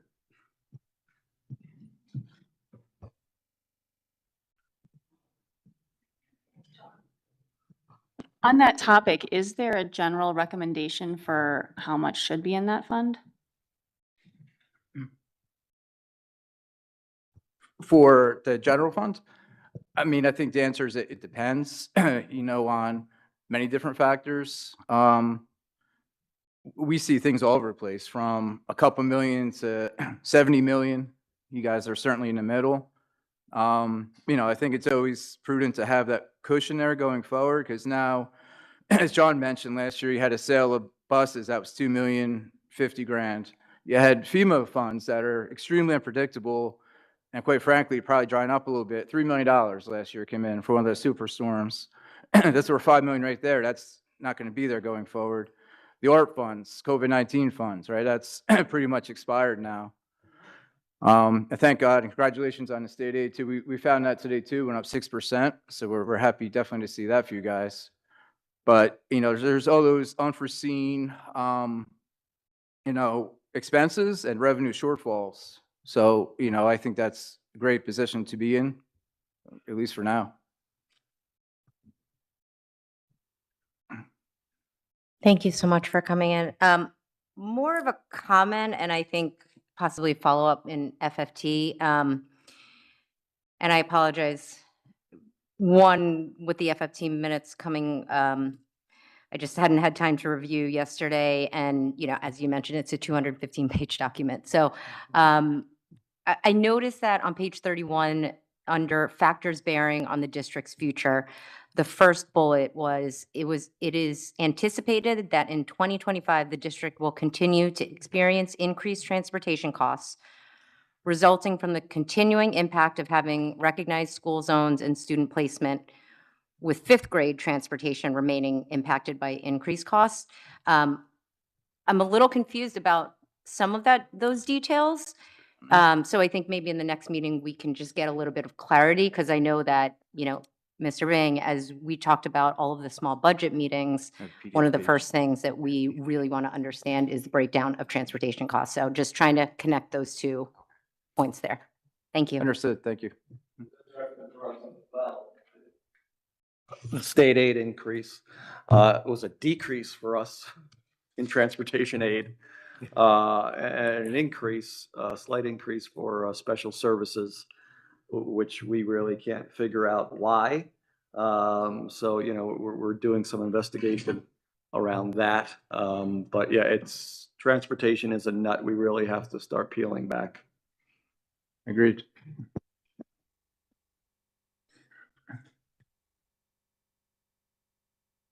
Okay, if there's no more questions. Thank you so much. We appreciate all your hard work. Thank you very much. Thank you. Great night. Mr. Moody, was there anything else you needed to share, or are you good?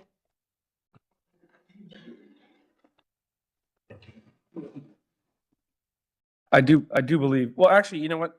Given, in light of the public speaks period, where we heard from our middle school community, and in a very articulate and direct way, I want to applaud them again.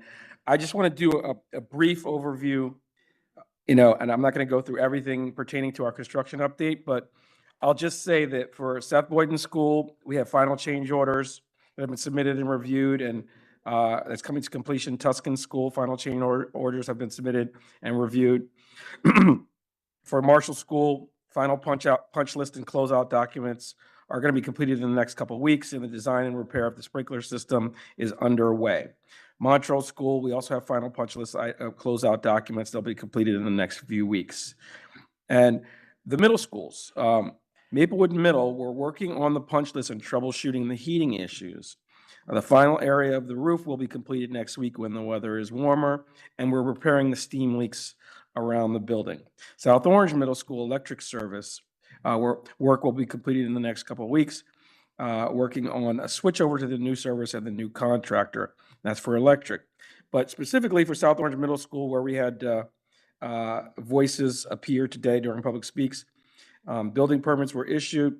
We're starting demolition for 2 new bathrooms, and new doors are on site, and installation will begin in the next week. For Columbia High School, A-Wing science rooms are underway, media centers completed and turned over to us, commons area completed and in use in the school, roofs, coatings underway in the B-Wing areas, and renovation of existing guidance area is ongoing. So I just wanted to just do that briefly, given what we heard from our students.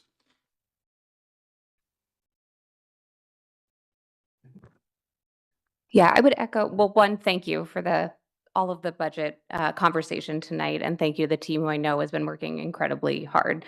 I also wanted to just loop back to what the students had shared. I know last year in FFT, we were having conversations around just a mechanism for how we might track or just get like a high level overview of what is the process for how teachers get like repair requests across, and what's the average time between requests are made and when something's completed, just so that we have some insight, because I feel like this is a common theme. I don't know that we need to necessarily comb through the requests ourselves, but rather get like a high level understanding of how many there are and what is that response time. Because while some of them certainly are captured in broader, bigger construction work, I think that day to day is important just to get a high level understanding. So we're also using an extremely antiquated system for those requests. We are upgrading that. Tom just met with a new vendor 2 weeks ago.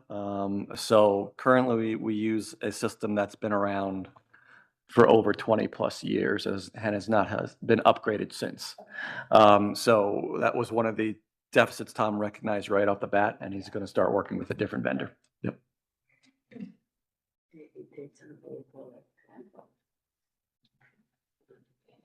Yes, go on ahead. I just wanted to echo something that Board Member Eckert said about transportation. I hope we can get like a look at like what we're spending in that, and even including like what we spend like per bus route, tiered and untiered. 2 years ago, former business administrator Burnside gave a figure of like $65,000 for a tiered bus route, and it'll be interesting to know what it is right now.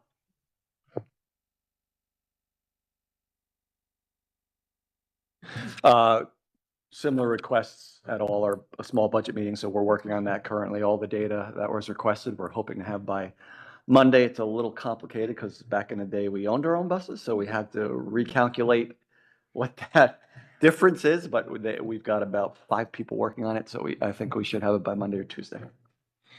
Yeah, I echo that sentiment. We're bringing in the data.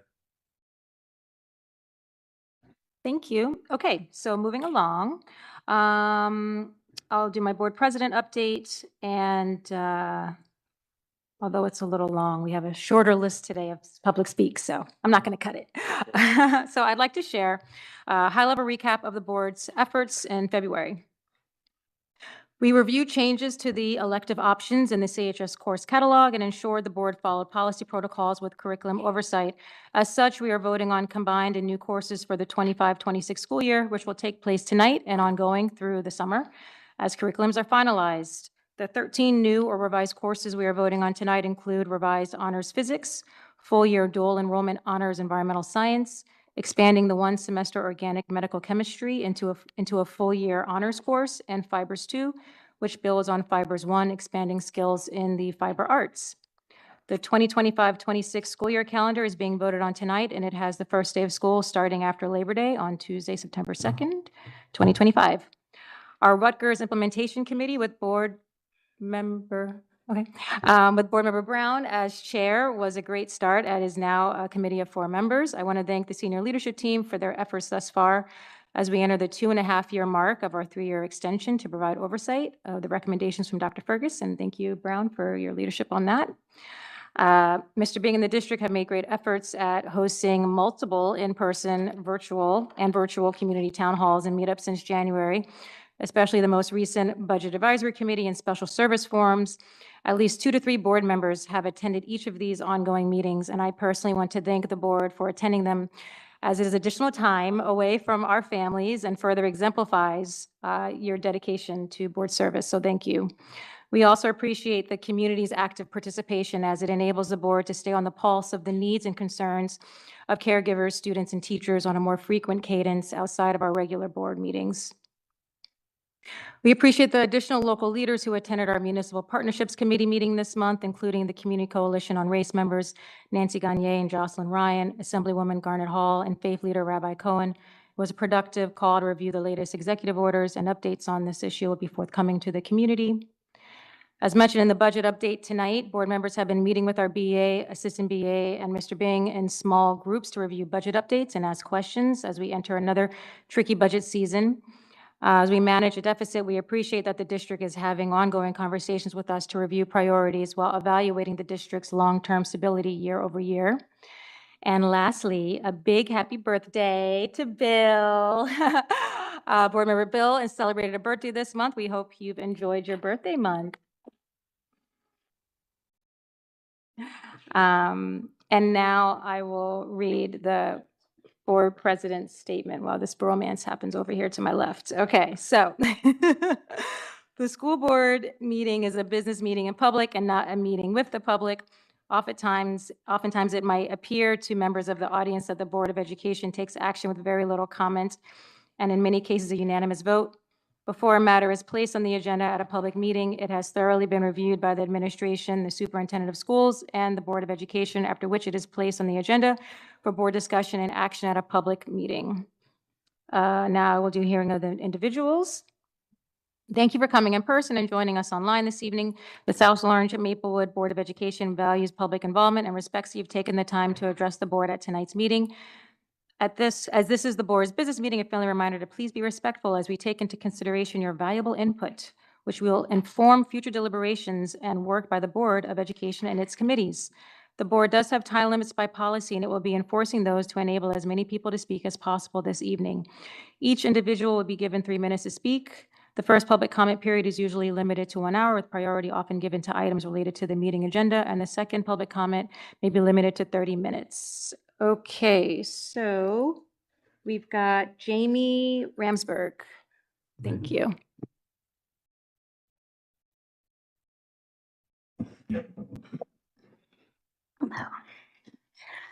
Okay, I did write this before tonight's meeting, so I've been trying to make changes during the meeting. Okay. Hello, my name is Jamie Ramsberg. I'm a mom of 2 CHS students and a former district elementary teacher. I recently wrote an email to the administration and board detailing the many reasons I am against the proposed changes to special services. I know it was long, but I hope you all take time to read it because this is one of the biggest decisions you'll make in this position. I'm thrilled to hear Mr. Bing's statement tonight that due to state funding, he will be keeping the current model for the 2025-26 school year. But I want to make sure that indeed means that we will keep the inclusion model exactly the way it is for the 2025-26 school year. While the district purports to be transparent, there have been many inconsistencies and falsehoods in the claims regarding this change. I don't have time to discuss them all tonight, but I do hope you as a board will do your research, listen to teachers, administrators, and parents, and not take everything you are told at face value. The district says there will be no reduction in services with this change, that all students' needs will be met even when the special ed teacher isn't in the room. I know we have the best teachers in our schools. Yes, they will work tirelessly to make the modifications and accommodations the students with IEPs deserve and legally require. But even the best teachers are human. It's unrealistic to believe that one gen ed teacher will be able to meet the needs of their gen ed students while also complying with all IEP requirements. Make no mistake, students will lose support. This change would also have a negative impact on all teachers. Having special ed teachers push into multiple grades means that they'll have to learn multiple curriculums and plan with multiple classroom teachers, but their prep periods wouldn't align with the other teachers, eliminating their time to plan together. Only being in the classroom for math and ELA would also greatly limit the amount of time special ed teachers would have to connect with their students. With limited time each day, they would feel an obligation to get right to work rather than taking a little time to check in emotionally and socially with their students, which is a lot of what makes elementary support work. Please hold the administration accountable to keep the inclusion model in place and find another way to trim the budget, rather than cutting support for the students who need it most. That is not who we are in SOMA. We look out for our community, and that's not who you are. You ran for the board to help the children in our district. This is your chance to do just that. Thank you. Thank you. Next is Daniel Kaplan. Thank you. Likewise, the danger these days of printing out your speech is that half of it is obsolete by the time you get to speak it. Good evening. My name is Daniel Kaplan from Maplewood. I'm here tonight to advocate for my children, along with the other families in this community who had been anxious about what was going to happen with special services based off the town halls this past week. I have 2 children at Marshall Elementary. My son has an IEP, and this is his first year in the district. He has been doing exceptionally well with the transition, almost certainly due to the fact that he is in an inclusion classroom with a dedicated special education teacher for the entire day to provide the support he and the other special ed students in his class need. My daughter, on the other hand, has a 504 and is a gen ed student in an inclusion class for the 2nd year in a row. If I were to ask her, she wouldn't be able to tell me who was a special ed student in the class because the class runs so smoothly with her co-teachers. Mr. Bing, first I'd like to give my appreciation for all the increased methods of communication you've utilized since the beginning of the school year. It is a significant improvement from previous years. During the town hall that I was on Friday, You had made mention in one of your slides that, moving us to this ICRS system that 85% of districts in New Jersey use. I did some looking at some data over the past few days, and I know that there's about 540 districts in the state, and about 220 of them are pre-K to 12 like ours. But when you look at the diversity that our district has, both racially and socioeconomically, there's really only about 15 or so districts, not even 3%, that come close to ours. We are a unique district that needs unique solutions, and pushing us into something that works for a lot of dissimilar districts without giving us the data behind the claims that this is a working model is not the answer for us.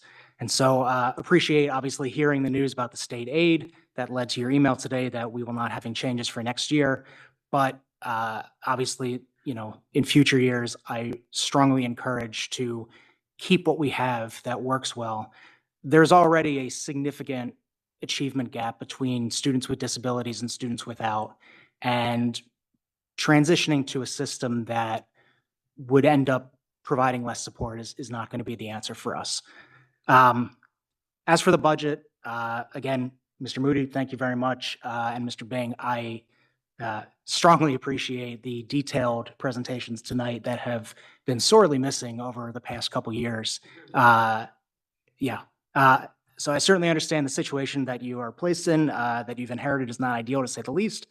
I know you're also aware of the significant lack of trust that is built up between the community and the district as a result of past financial mismanagement. Multiple times this year, you've talked about increasing transparency around the district's goals, which again, great presentation tonight and glad to see it on the website, as well as transparency around the budget. I hope this is not forgotten as it comes to finalizing next year's budget. It seems to be that way. The community needs to be able to trust that the significant amount of our property tax dollars that are allocated to the district are being spent properly.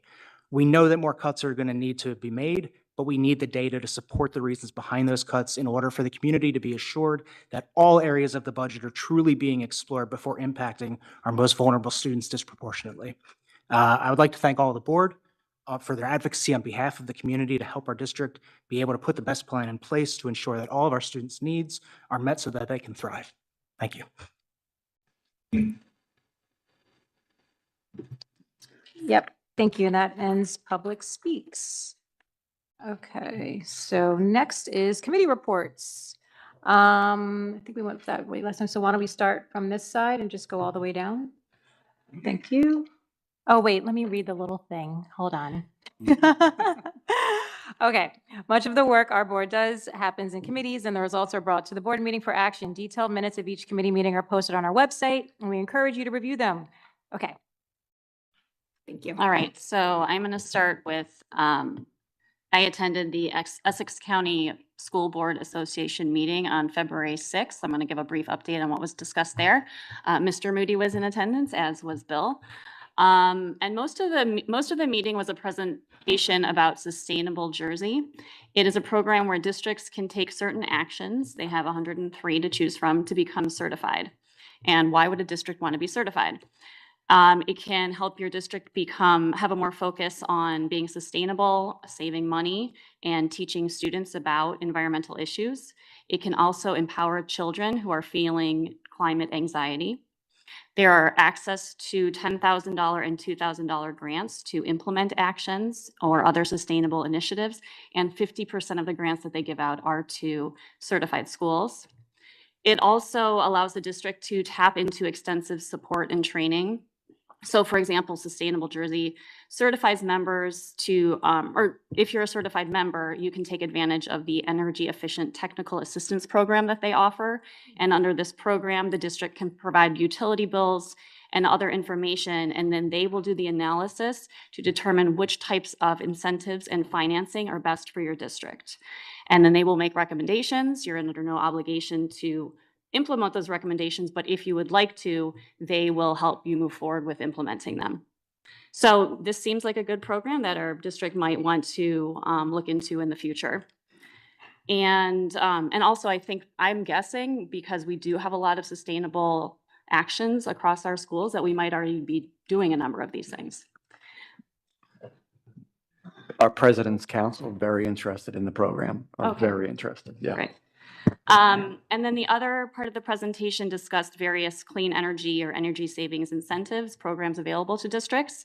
And the one that I want to highlight is the IRS Direct Elective Pay Tax Credit, where districts can get tax credit for qualifying clean energy projects. And one of those is a qualified commercial clean vehicles. So we can get up to $7,500 per vehicle and $40,000 for larger vehicles. So this might be, something for our district to investigate if we get to a point where we are able to purchase some vehicles. So then the next meeting for the Essex County School Board Association is in May. So that's that one. Any questions on that?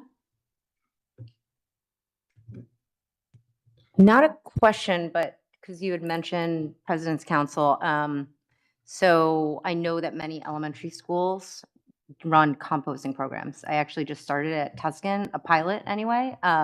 So maybe like the elementary President's Council, you could bring that up and figure out ways. I think we've also, a few of us across different schools have also talked about how we can also have some potential cost savings by like partnering together on that. So I think a lot can It come was out of actually that. on their agenda, our last meeting, Sustainable New Jersey. So getting Awesome. that That's information great. and presenting it to them would be wonderful.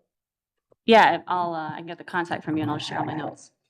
Okay, and so then the Rutgers Implementation Committee met for the first time on February 12th. And among issues addressed in the committee were that the district has an internal team who is in the initial stages of examining the III in consultation with the ALVS group per best practices for regularly monitoring policies for effectiveness. The evaluation will include data analysis, examining our demographic shifts and transportation costs, including and also impact on students, including the disproportionate impact on Black students. Black students are being bused the longest under the current design or algorithm, according to the ALVS report. The district will present updates on the evaluation to this committee as it conducts its work. And the evaluation will take into account 5 Rutgers report recommendations. And if you look at the written committee notes, they list those 5 recommendations. The district is also exploring whether it makes sense to have middle school students included in the III algorithm. And for clarity, preschool or pre-K students are not included in the III algorithm. Dr. Fergus visited the district in January. He met with the district's senior leadership team and conducted a session with principals where he discussed color blindness. He will be visiting the district through the spring. The district is planning to meet with Judge Wallace in March to update him on our recommendation status, but a date has not been set, or it had not been set as of the committee meeting. The III survey was discussed. The response rate has been low, so the district is conducting more outreach. The committee plans to discuss improving that survey for next year, and that will be a topic on our agenda for our meeting in April. The middle school math initiative was discussed, as it was discussed in CNI. All middle school math pathways will remain the same, so there will be no class offering changes for the 25-26 school years. Goals of the initiative are to encourage more Black student enrollment in accelerated math and to improve student outcomes once enrolled. The district will still permit student family choice, but will provide 5th grade families with information that will include test scores and grade scores to help inform that choice in a document termed the Math Academic Snapshot. The Math Academic Snapshot will include a recommendation of placement from the district, but again, it will be up to each family to decide. This initiative relates to 6 Rutgers report recommendations, which they are listed in the committee notes for information. And there's a lot more details on this initiative in the committee notes, so I encourage anyone who's interested to go look at those. And the district will be hosting information sessions for parents on the middle school math initiative in March. And those will also be videotaped. Thank you. Any questions?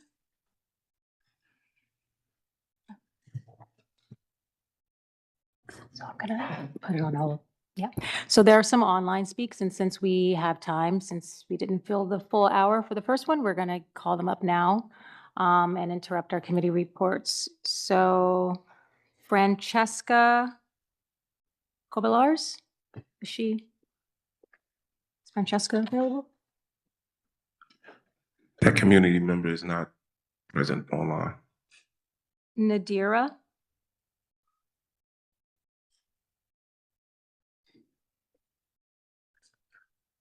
Oh, you did? Oh, okay. Hi, Nadira? Hello, can you hear me? Yes, we can hear you. Thank you. Okay, wonderful. Thank you. My name is Nadira Najib, and I'm a mother of two kids in the district. One of my kids has special needs and has an IEP, and he has been in inclusion class since first grade. Similarly to the other parents who shared their concerns tonight and also throughout the whole week about the proposed new model, I strongly urge the district to keep the current model. I have sent a letter to the superintendent and the BOE stressing my concerns. And thank you, Mr. Bing and Ms. Callahan and Ms. Gable for getting back to me today. I really appreciate that.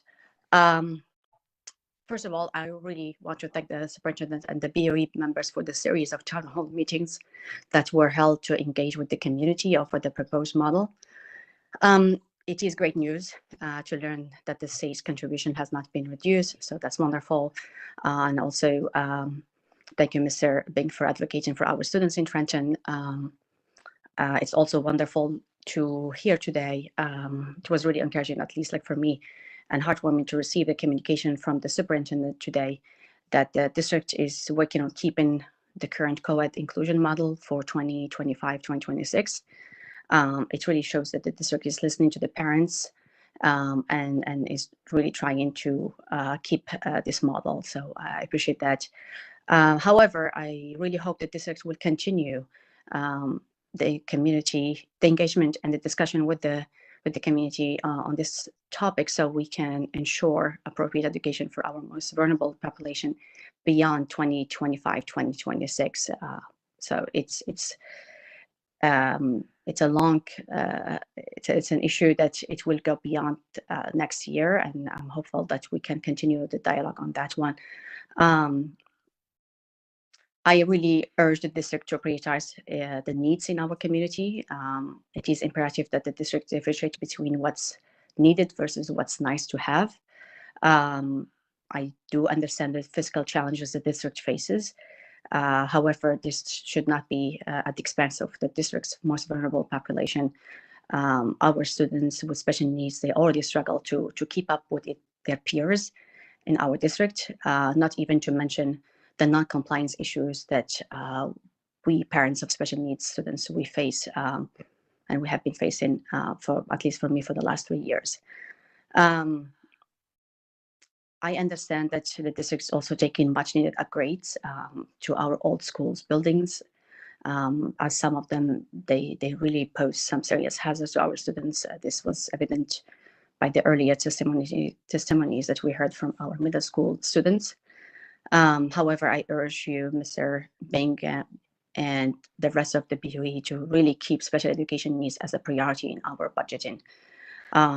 Finally, I really implore you, the BOE, Mr. Bing, and the rest of the district administrators to really engage with the two towns mayors and see where they can really drive efficiencies at the towns levels.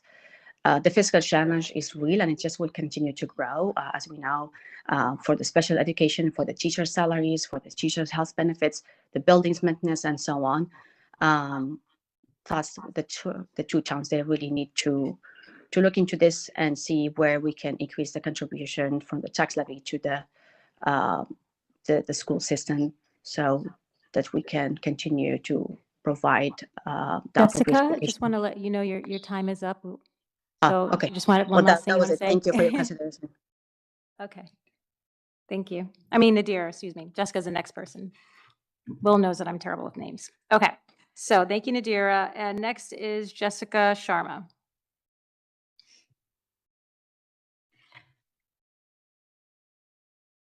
Jessica Sharma.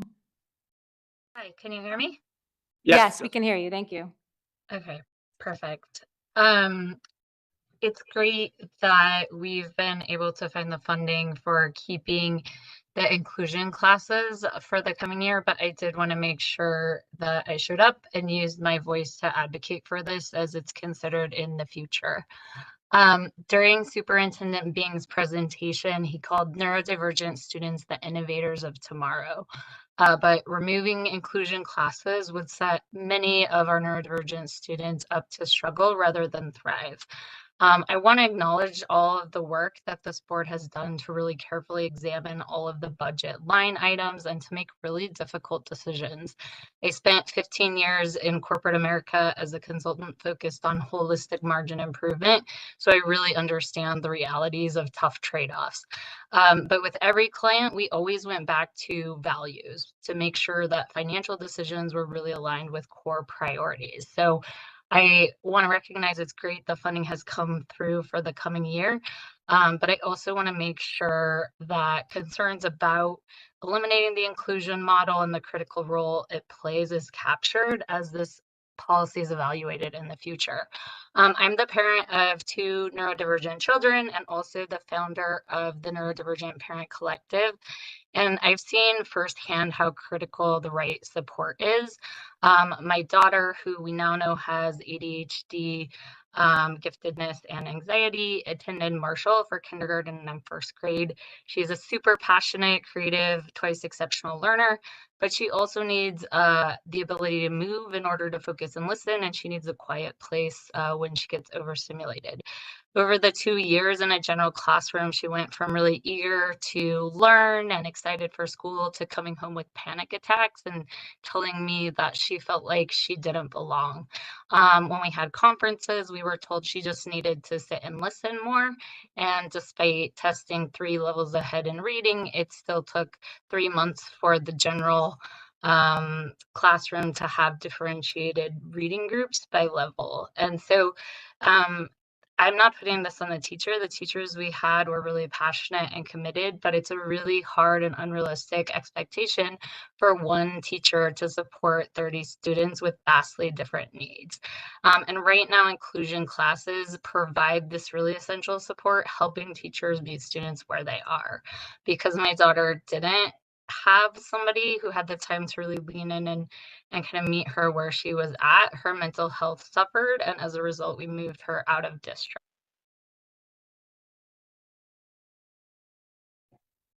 Okay. And quiet space she needs. Oh. So, yep, sorry, I was just going to close it Okay. in 10 seconds. No?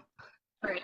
Thank you, Jessica. Thank you. That's it. I was just going to say, you know, like potential loans, not enough. They need the support too.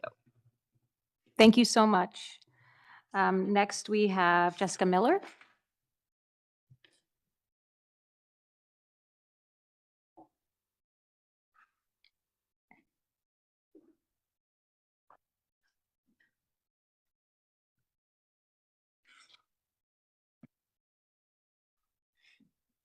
Evening. Thank you for all of your hard work, especially in this budget season. And I love hearing from so many of our awesome students.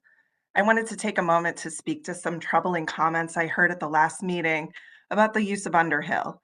As a Clinton parent for many years, I am troubled that the Clinton community was left out of this conversation. Clinton's proximity to Underhill and its use of the field for PE means that the Clinton community has a stake in the security of Underhill.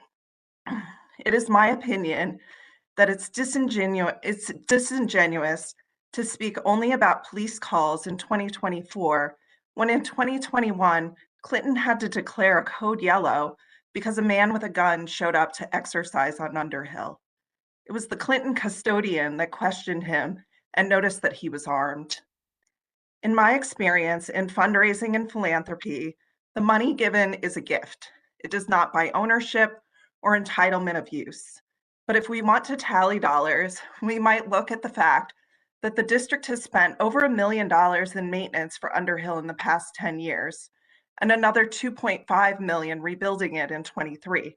These figures do not include the additional annual security costs.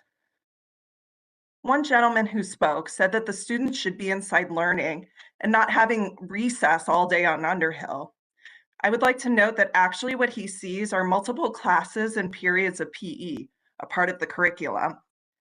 He went on to refer to Clinton students as non-taxpayers.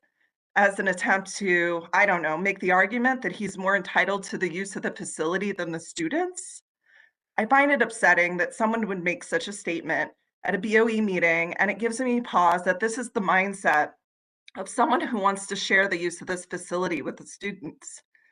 I'm happy to see that our community has such active senior citizens, and I'm certainly not opposed to the community having use of the field, but I don't think this should happen when the field is being used by our students for PE classes. We do not allow public access to our schools while school is in session. We do not allow public access to the play structures and recess area while they're in use by our students. Underhill should be no different. I think we need to be very careful to protect our public education facilities and not accept the assertion that money gives anyone more entitlement to those facilities than our students. The education and safety of students is the top priority of the district. For those that find Underhill public usage hours too restrictive, Soma 2 Towns for All Ages has great resources for active senior citizens. Both town rec departments do as well. South Orange's Baird is brand new and open to the public. We have beautiful parks with paved paths. There certainly are more options than, quote, taking to the streets. Thank you. Thank you so much. Next, we have Beth Cosentino.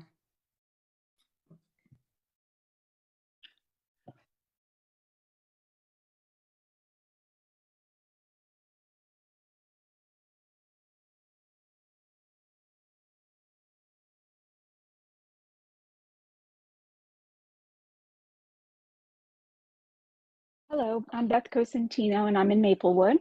I'm speaking tonight on behalf of the Special Education Parent Advisory Committee in the South Orange Maplewood School District, CPAC-SOMA, our executive board. We are a parent-led, state-mandated group, and just want to speak a little bit tonight about the letter. And thank you, Mr. Bing, for your email earlier today to announce that the district will maintain the co-teaching ICRS model for K through 5th grade next year.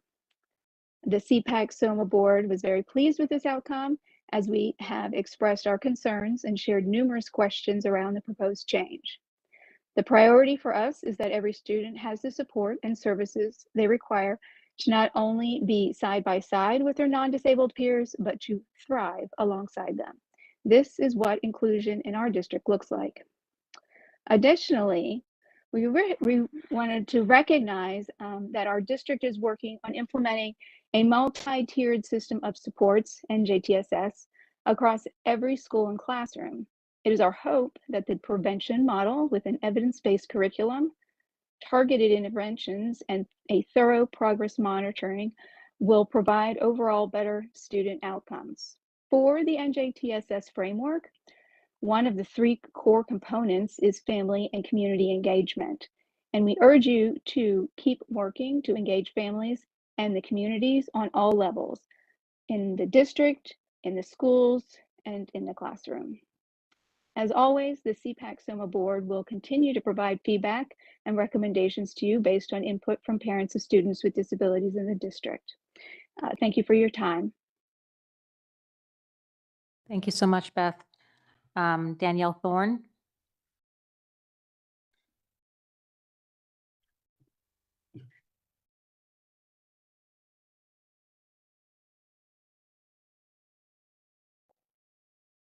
Hi, can everyone hear me?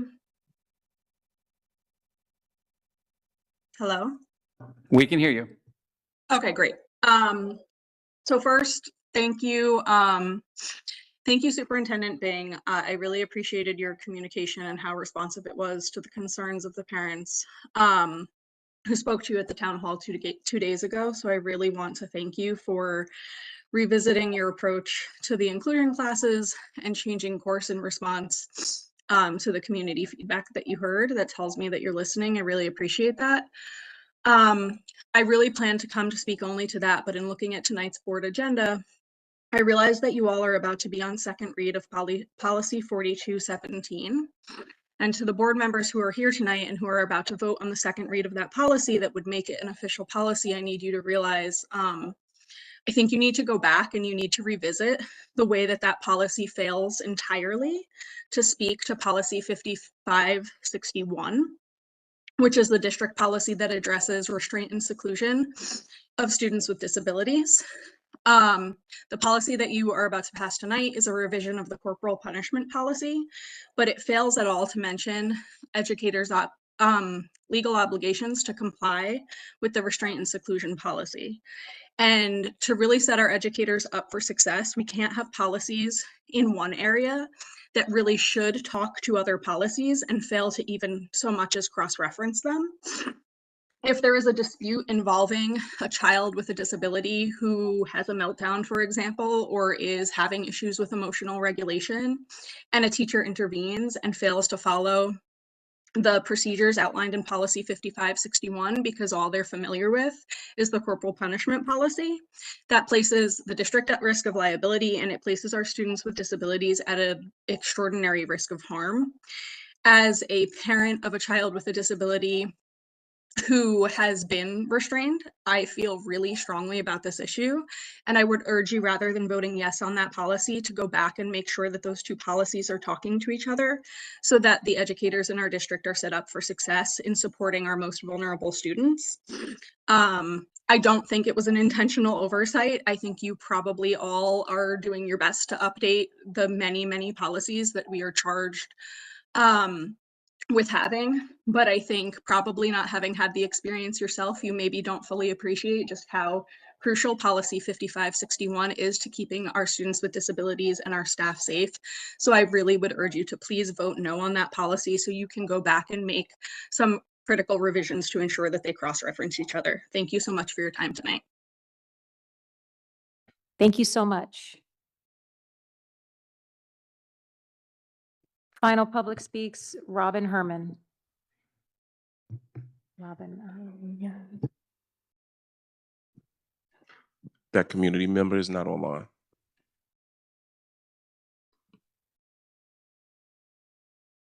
Okay, we will continue now with committee readouts. Thank you, Board Member Eckert. The Personnel Committee met on Monday, February 24th at 6:30 p.m. In attendance were Board Members Kapadia, Gifford, and Sackett Gable, myself, the committee chair, along with Dr. Gilbert and Mr. Adedoyan. I say this a lot, much of what was discussed is confidential. However, you can read the public-facing minutes on the district website. Among the topics discussed in committee, we talked about we had a brief discussion on current executive orders and how this may impact our 5-year workforce diversity plan. We reviewed progress on some of the personnel-related goals. So goal 3.1, we discussed the staff engagement survey, which was actually sent out this morning and will remain open through March 13th. The hope is to be able to discuss the survey results at the following Personnel Committee meeting, even at a high level to begin with and in further detail in subsequent meetings. The remaining year 1 goals are in progress with the exception of launching an affinity group program. How these are structured will depend on survey results. So the goal is to get them started in the fall, likely after September, once the school year is underway. We touched on goal 3.2, and in the presentation that will be posted on the website, the district has expanded their partnership with Montclair State University and has been engaging in conversations with Morehouse and Rutgers. Next, we touched on staff evaluations. Unfortunately, the report wasn't ready due to a number of reasons, but that will be shared with the committee as soon as possible. The committee did reinforce the importance of ensuring oversight over this process and holding staff members accountable for completing each stage of the evaluation process to hit the specified deadlines. And lastly, in terms of 25-26 school year budget updates, HR is working closely with the business office. I think their budget is still in progress. And the committee also had had a brief, very preliminary discussion around positional needs. As the budget work continues over the next couple weeks, these will be fleshed out more and shared with the community once the budget is final. Next committee meeting is Monday, February 24th, 6:30 p.m. Any questions? comments? Yes? Oh, okay. No, sorry, I'm gonna lose power, so I wanted to get mine out. The FFT committee met on February 26th with board members Meyer, Callahan, and Bennett, and myself in attendance. Our BA, Mr. Moody, presented a summary analysis of the board secretary report, informing us of the 9.5 million remaining unencumbered general fund, currently down to 4.5 million, that's fine.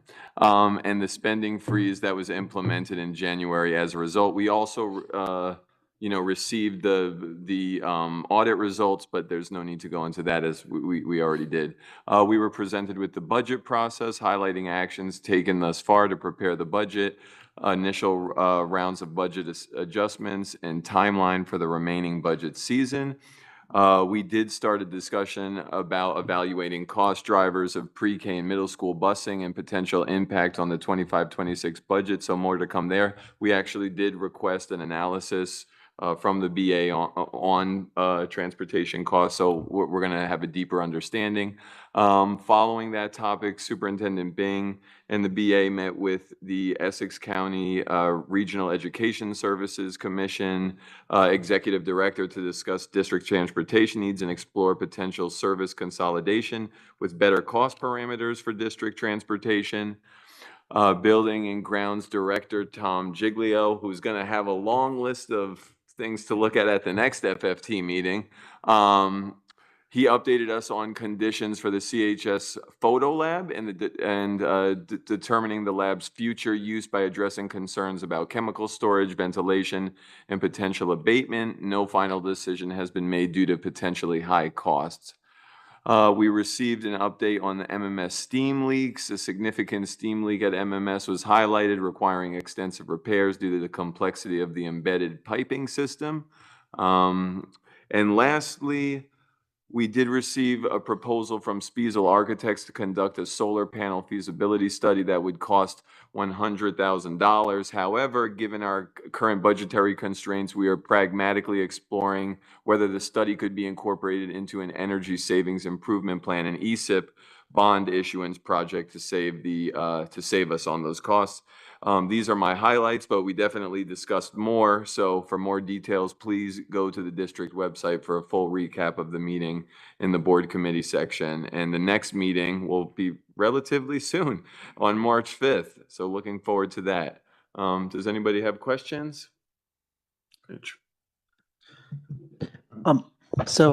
In Board Member Brown, I confirmed that we don't use the Michael Alves III algorithm for assigning kids to pre-K, but we don't assign kids to pre-K based on pure geography either.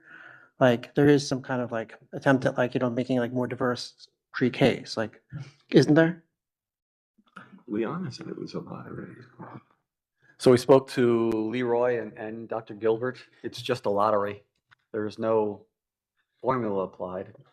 So are you saying that kids are assigned to each pre-K totally at random?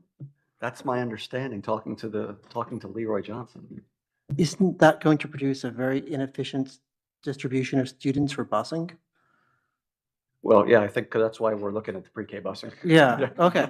All right, so I bring this up because I don't think it's ever been clarified how kids are assigned to each individual pre-K.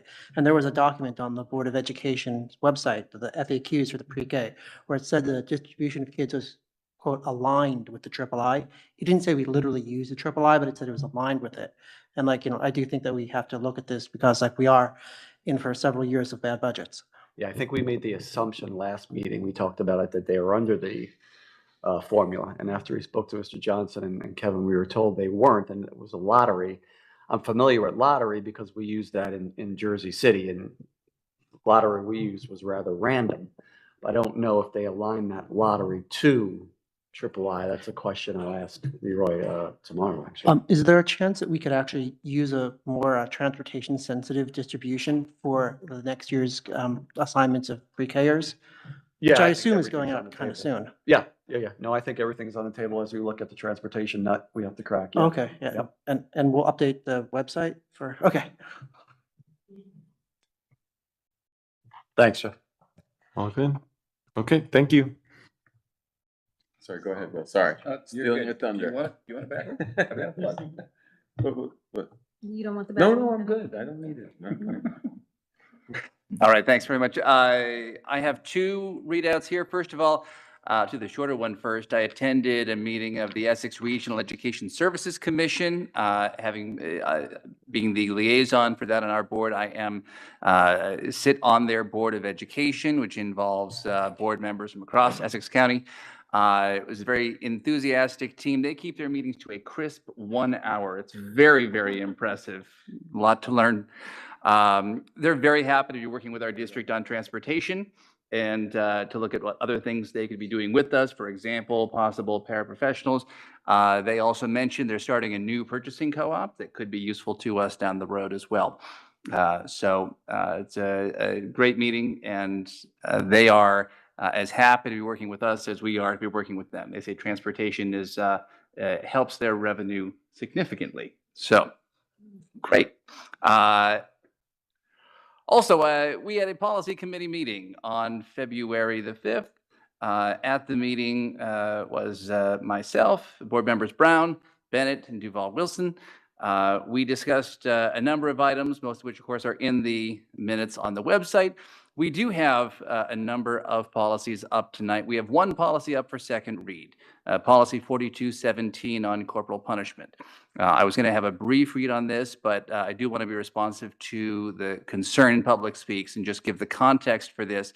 So first of all, we are adopting this language to conform to the language that is already in 3217, which is corporal punishment for teachers. This is the policy for staff members. Usually our personnel policies, we adopt a 3 series and a 4 series to do the teachers and support staff.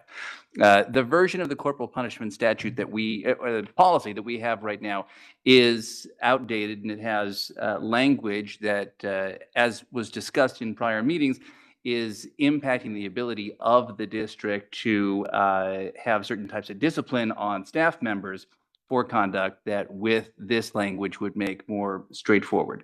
The language in this corporal punishment statute comes more or less copied and pasted directly out of the statute, so it is just the bare bones what the New Jersey state law is in this regard. And again, it synchronizes the two policies. There is policy 5561, which regards restraint for students with disabilities. And that's something that is not on our agenda tonight, certainly, and was not on our meeting agenda, but we had looked at it in policy meetings a few months prior out of concern in looking at whether there should be additional language in the corporal punishment policy at that point on times when staff may be allowed to intervene physically, because 5561 is more permissive with regard to when staff are able to physically intervene with students. And the determination at the end of the day was that that could create an environment we were encouraging staff to have more physical interactions with students than would be appropriate. So at that point, we kept them separate. But as part of that conversation, it became very clear that there is constant training taking place on both of those two policies, and that staff were, according to the information at the time, very aware of 5561. That isn't to say that the policy committee could not have this taken up at the next meeting to see if there could be language referencing the other policy in the corporal punishment one to just make sure folks are clear on both. But that's the best I can say on that right now. With regard to first read policies, we have a few up. We have policy 2431.1, which is regarding our athletic coaches. Policy 9181, which is for our volunteer athletic coaches, and policy 9180, which is for our school volunteers generally.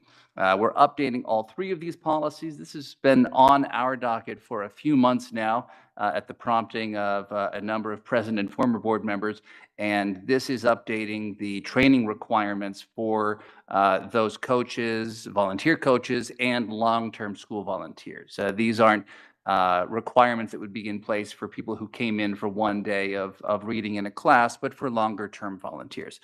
And those would square our policies with current requirements elsewhere in the law for trainings in HIB and other conduct. And finally, we have 3216.1 and 4216.1. These are new policies put in place to articulate our requirement that all staff have badges, ID badges at all time, which is very much in line with the policy already in place for our secondary school students, middle and high school. Also at our meeting, we discussed our ongoing regulation catch-up project. We reviewed a number of special education regulations that had come out of SLT recently. We completed a review of an updated regulation for evaluation of the business administrator. We think it's going to be great. And we also looked at our public speaks policy. We had discussed if changes to that needed to be made. We decided to leave that be. We really think that prioritizing student speaks as we did tonight and focusing, welcoming the public to our community conversations events really are addressing that need. We have an opportunity to have that dialogue back and forth with the public, which we've seen the conversation earlier this week versus tonight. It really is great to have that opportunity. And then finally, we discussed developing a response to our community regarding the possible impacts from recent federal directives, and we've directed the district to develop family engagement communications to articulate the protections and rights for all of our different students that are still in place and affirming programs that exist in full force in the New Jersey curriculum. Any questions? Thanks, Mr. Meyer. I wanted to bring up the conversation that the community member brought up about how those two policies speak to each other, because I think it was last spring in special services, we had a pretty robust discussion over a couple of months about just that.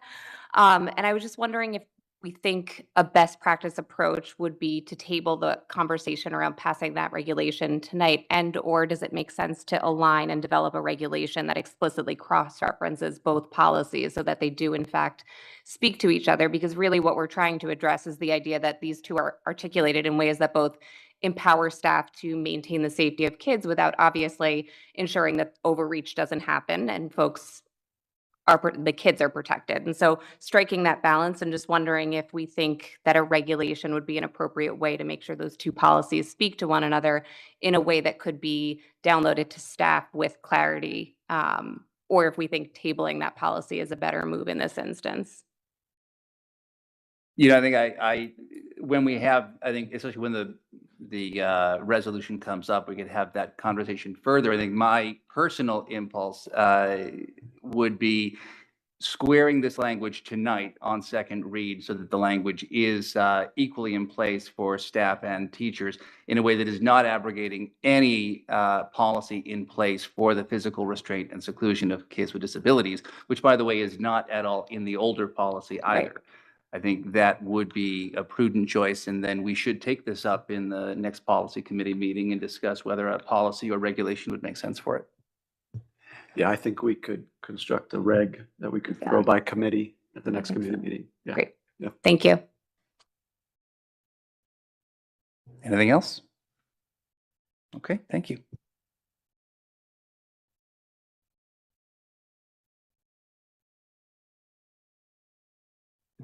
Great.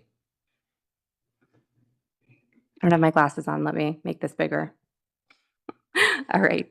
So the special services, I am now looking at our ad hoc committee because I just pulled up notes from last year. Okay. We met on February 13th, board members Eckert, Meyer, and Gifford, along with Superintendent Bing, Ms. Jessamaria, and Dr. Gilbert.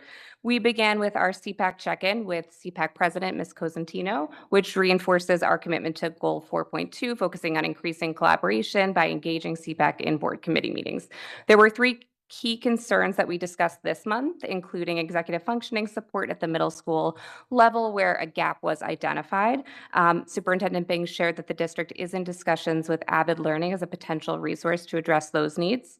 We discussed reading disparities and dyslexia support. CPAC emphasized an uptick in requests that they've noticed regarding tutoring and support in reading, which indicates the potential in systemic gaps as well as concerns around general dyslexia support. And with these concerns that gaps could deepen existing inequities.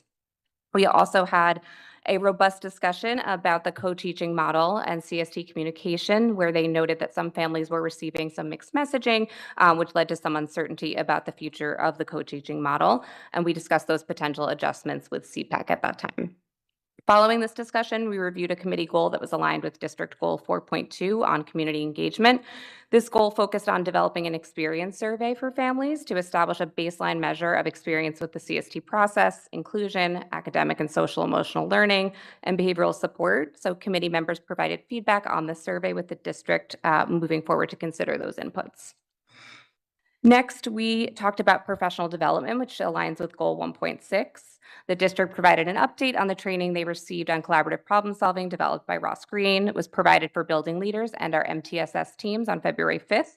We had a snow day, so it required a rescheduled session on the 6th to the 18th of February. The initial session received really positive feedback for its practical approach.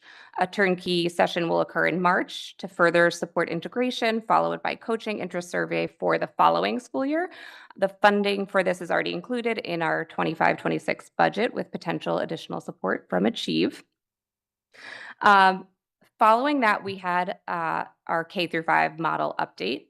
So for the past several months, the committee has been focused on the proposed changes to the K through 5 inclusion model, engaging in a critical evaluation of how those changes were being developed, how they would be implemented. During this meeting, board members did raise questions about aspects of the program and its rollout and how that might work. We discussed the additional data still needed in order to make an informed judgment about the proposal and discussed opportunities that would exist for additional stakeholder involvement before moving forward. A key request from the committee was for town halls, which have since taken place, to engage with the broader community. The concerns that were raised in these forums were closely aligned with those that were raised in our committee, particularly regarding data, execution, coaching and support, scheduling, and student-centered impact and rationale for change. Finally, we did policy review, and it was a light month. No policies or regulations were up for committee review. A win was identified by Ms. Jessa Maria, who shared that this month we were successfully bringing back students to SMSD from out-of-district placements, which reinforces our commitment to ensuring that we can support students in our district. And before closing, I did want to just acknowledge much has changed since this committee met earlier this month. And as Superintendent Bing stated earlier tonight and has been shared with the community and via Public Speaks tonight, no changes will be made this school year. And our efforts on this committee will be focused on sustaining the current model for the 25-26 school year and beyond. As chair of this committee, my goal moving forward is to remain committed to ensuring that students and teachers are at the heart of these discussions while supporting the district in intentional, well-structured planning that does reflect the evolving educational landscape that we've talked about tonight. We're also looking forward to the launch of the Special Service Advisory Committee to further engage with the community. Our next meeting is scheduled for March 18th, and the floor is now open if any colleagues have questions. I just want to echo your comments. I think I'm also glad that we've found a way to maintain status quo on this piece for the moment and take the time that we need to look at the proposal and underlying concerns that have led to this conversation. You know, as you mentioned, we started talking about this in the November meeting, special services here, and we've been discussing in committee since then the process and what data would be needed to actually understand. And I think this postponement gives us the time to look at how we are considering this as far as working with the community and all stakeholders to understand what actually students need and where our process is important and where it could change. We know that we see approaches evolving all the time in all aspects of education, including in special education. And we need to listen to changes in service models when they're proposed, but with an eye toward making sure that all of our students are being correctly supported. And so I'm glad that we'll have this time to bring people in and move things forward. So thank you. Thank you for that. I agree. I'm glad that we're able to keep the supports for next year. Absolutely. I wanted to just make sure that when we're thinking about the budget for special services, I know Mr. Bing, you talked about how last year we were, I think, over by 2.5 million. The year before that, we were also over. And so I just want to make sure that we are accurately budgeting and understanding the assumptions that we're making for special services so that we can fully support these students next year and in years to come. And so if we can, as we move forward as a board, get that information, I think that would help.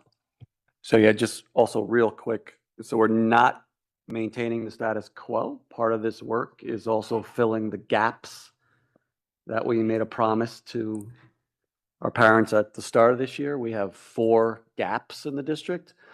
So right now, we definitely can fill 1 or 2 of those gaps, and we're looking to fill the other 2 moving forward. And then you'll have a couple others when the grades enter next year.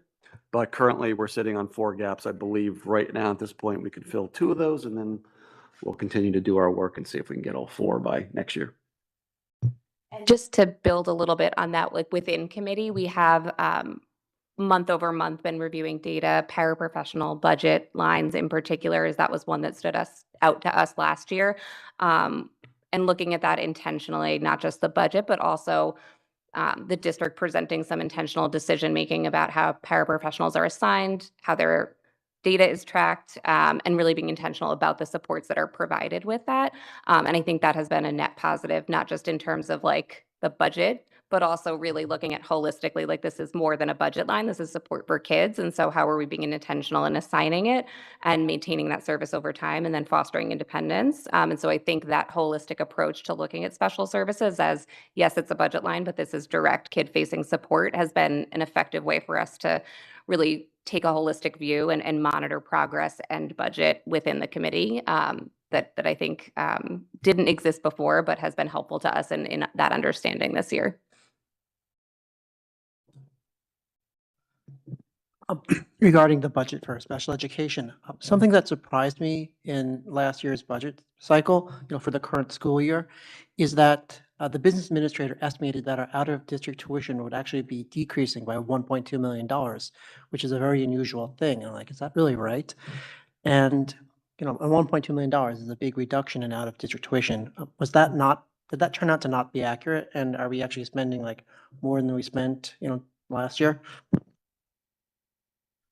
My assumption is they were looking at graduates that caused that number. I can double check to see how many actually came to fruition in regards to kids just exiting through graduation. Yeah, because just like it was kind of an unusual thing in the budget predictions for this current school year.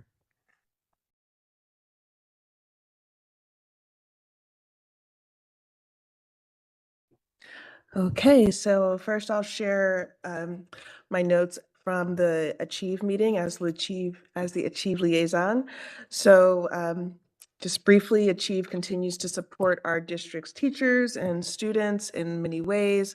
They're currently reviewing applications for the Rickey Fellowship, and they just closed, and so they're in review right now, and hopefully we'll be able to award educators from our district with some wonderful grant opportunities. Lots of tutoring going on through Achieve, including they call them the Big Macs, from the high school going down to the elementary and middle schools. They're doing some Black History Month programming and working through a potential summer program, a week-long summer program for rising freshmen. And SAT at the high school, SAT study groups continue. There's been outreach to juniors to get more participation in the program. And besides SAT tutoring, the general academic tutoring continues as well. They're building those partnerships. And through Achieve, the Pollock Arts Initiative continues to financially support musical lessons and instruments for students. Maker Madness planning is vigorously underway. And of course, they're having the Night to Achieve spring fundraiser next Friday, which they'd love for all of us and all of the community to attend. Just helps to continue their efforts. So if there's ever anything that you would like for me to ask or bring to Achieve, just please let me know. All right, and for the C&I committee readout, The C&I committee met on February 10th at 6:30 with all members present. We discussed progress and updates related to district goals, including the following highlights. Goal 1, with college and career readiness, we received an updated preview of the middle school math presentation, which we also had at the Rutgers committee meeting. And they shared with us some tweaks they were making based on feedback from the middle school principals and Dr. Fergus. For regarding goal 4, family and community engagement, we discussed the communication plan for that for the middle school math changes, or not changes, but for the middle school math plan and presentation. Ms. Kim Bean is going to be sharing the presentation multiple times with families mid-March to just get out there and ensure that as many people as possible hear the message and understand the available pathways.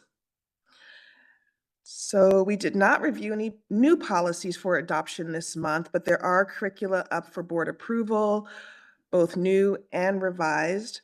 We'll also get, there will be ongoing curricular approvals as it's developed in the summer.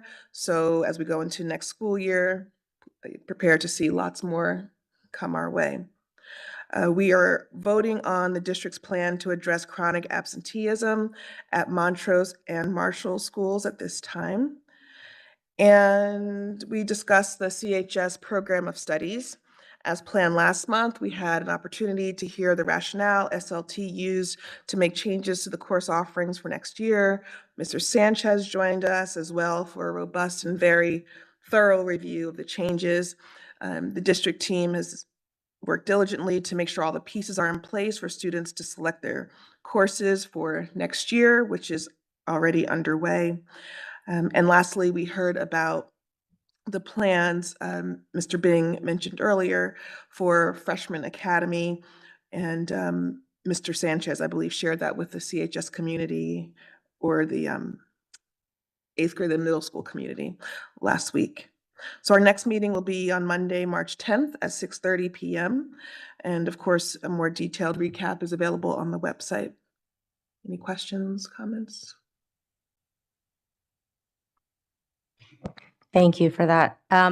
Just want to touch on more about the process for the program of studies. I think, something maybe to consider for the following year, starting the process a little bit earlier. I was thinking about, Oliver, your comment that students were disappointed, and I could certainly understand that, but it's also, there was like an information gap as to why some of these perhaps courses were either combined or eliminated. And so while I don't know exactly, each step of the process, nor should we be involved in it, perhaps starting it a little bit earlier would allow students to get, one, either more involved in the survey and feedback process, but also just a better understanding of why these changes are being made. Based on minimal research that I have done on it, I think, some of the best practice is to start come fall, once the school year has started. But I will say, I do appreciate that this is a best practice that hasn't been done in years past. And so I know it was surprising to all. And I think we can agree that it's certainly a process that's necessary, but I think improving on the timeline and communications of all the stakeholders could only improve that process moving forward. Thank you. Yeah, I'll emphasize year one of something that hasn't been done in quite some time, and then the idea that we had a bit of chaos at the start of the year, which prevented us from starting a little earlier where we should have started. So I think we've learned a lot from year one, and so I think year two will be a lot better. I can tell you the scheduling definitely will be a lot better come September. This question may be a little bit in the weeds, but if either of you are able to answer, I was looking at among the attendance corrective action plans, there was one where one of the notations, I think it was for Marshall, was that for students who are experiencing extreme school refusal related to anxiety or other mental health challenges, that we're having trouble providing consistent social work support at the start of the school day, or in-home support for families when students refuse to come to school. What are we doing to try to build that capacity to address students in that situation? For us, it's building our capacity for social workers. As you know, we do not have enough currently. Many districts around the state are running with a hybrid model right now, which we're gonna run for the first time next year, which is face-to-face social work, and also offering kids who refuse to come to school virtual social worker outreach as well. That has shown a lot of success in other districts, so we'll be piloting that next year at a pretty minimal cost to see if that has an impact on our students that just have school refusal. I think we're also, a big part of that is working on our end, the relationship side of the house. And we've been talking about this for a while, really forming relationships with students, deep relationships, understanding who students are, understanding their background. I think that work will be tied into that rigor and relevance work that we discussed. So I think the board will hear more about that over the next few years. I know Carrie is also doing a lot of work around closing that relationship gap between the adults and the children in the district. Great, thank you.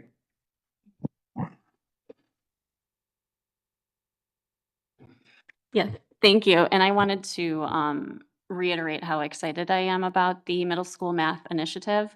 I think it's really positive, and I think it's going to make a difference. So I'm hopeful. I had some comments about Freshman Academy that I wanted to share, and I want to start that I don't have any fully formed thoughts on it yet, and that is because I don't have all the information around it. So I'm raising this because I don't want this to become a situation where we're moving forward with something that's not fully fleshed out, and then we have to walk it back. And so I am concerned that we're moving forward with Freshman Academy without fully understanding key aspects of it, like the budgetary commitments to put Freshman Academy in place and the staffing implications for upperclassmen. So I think that's especially important given our budget situation and the shortage of math teachers that we have. For example, I know right now in math, you can have classes that are freshmen and sophomores. And so if we're moving to a model that are freshman only classes, then you also are going to need teachers to teach sophomores. So it's unclear to me how we can do this with our current staff resources without taking away from upperclassmen. I also think it would be prudent to talk about why we think this is the best solution for meeting our students' needs, as opposed to potential other options, and really getting input from parents, students, and teachers. And when I say we're moving forward, what I'm really referring to is in the schedule for freshmen this year.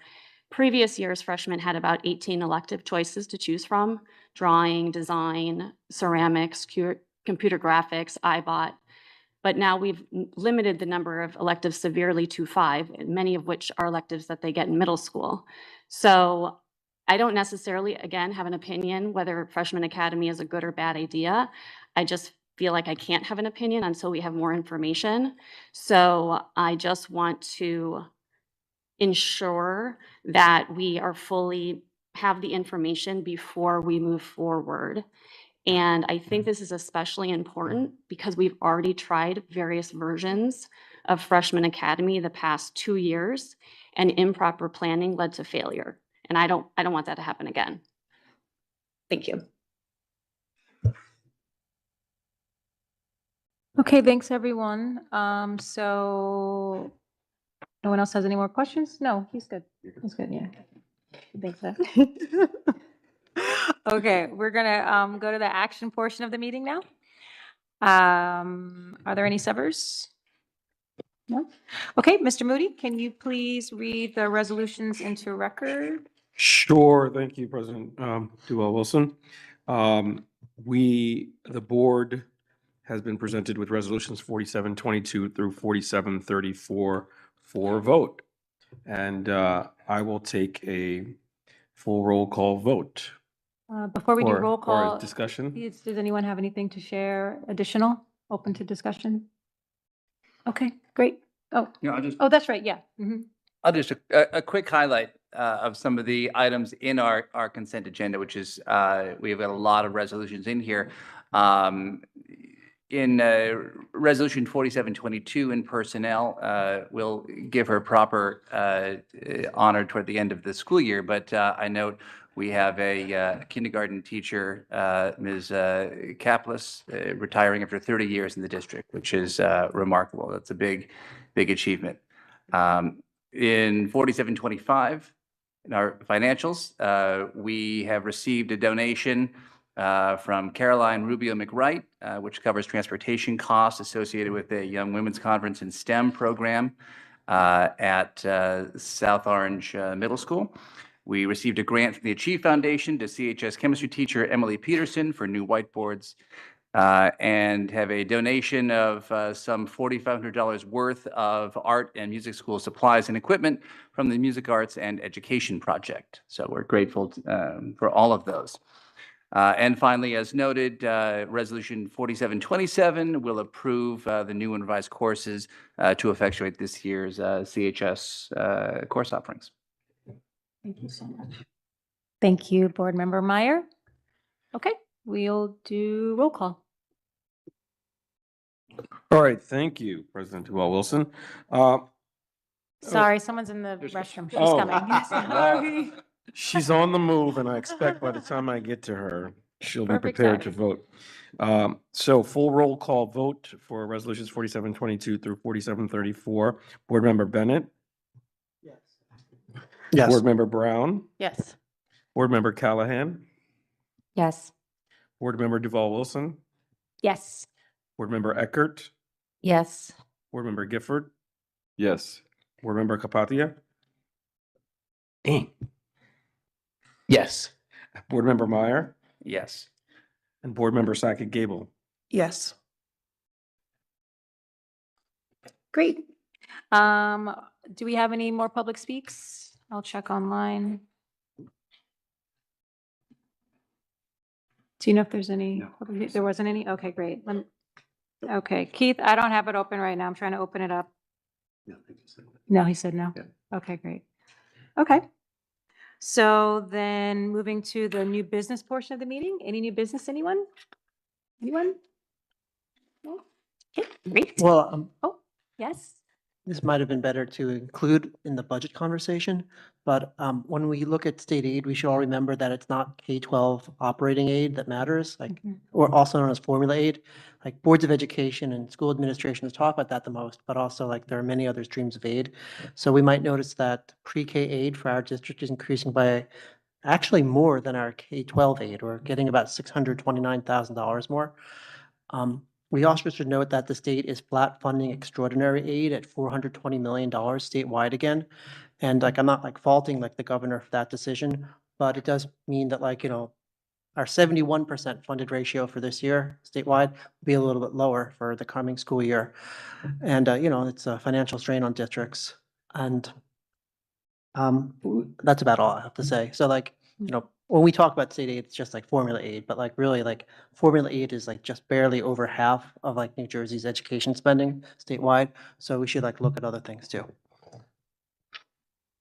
Thank you. Okay, so I'm going to announce future meetings and then we can adjourn.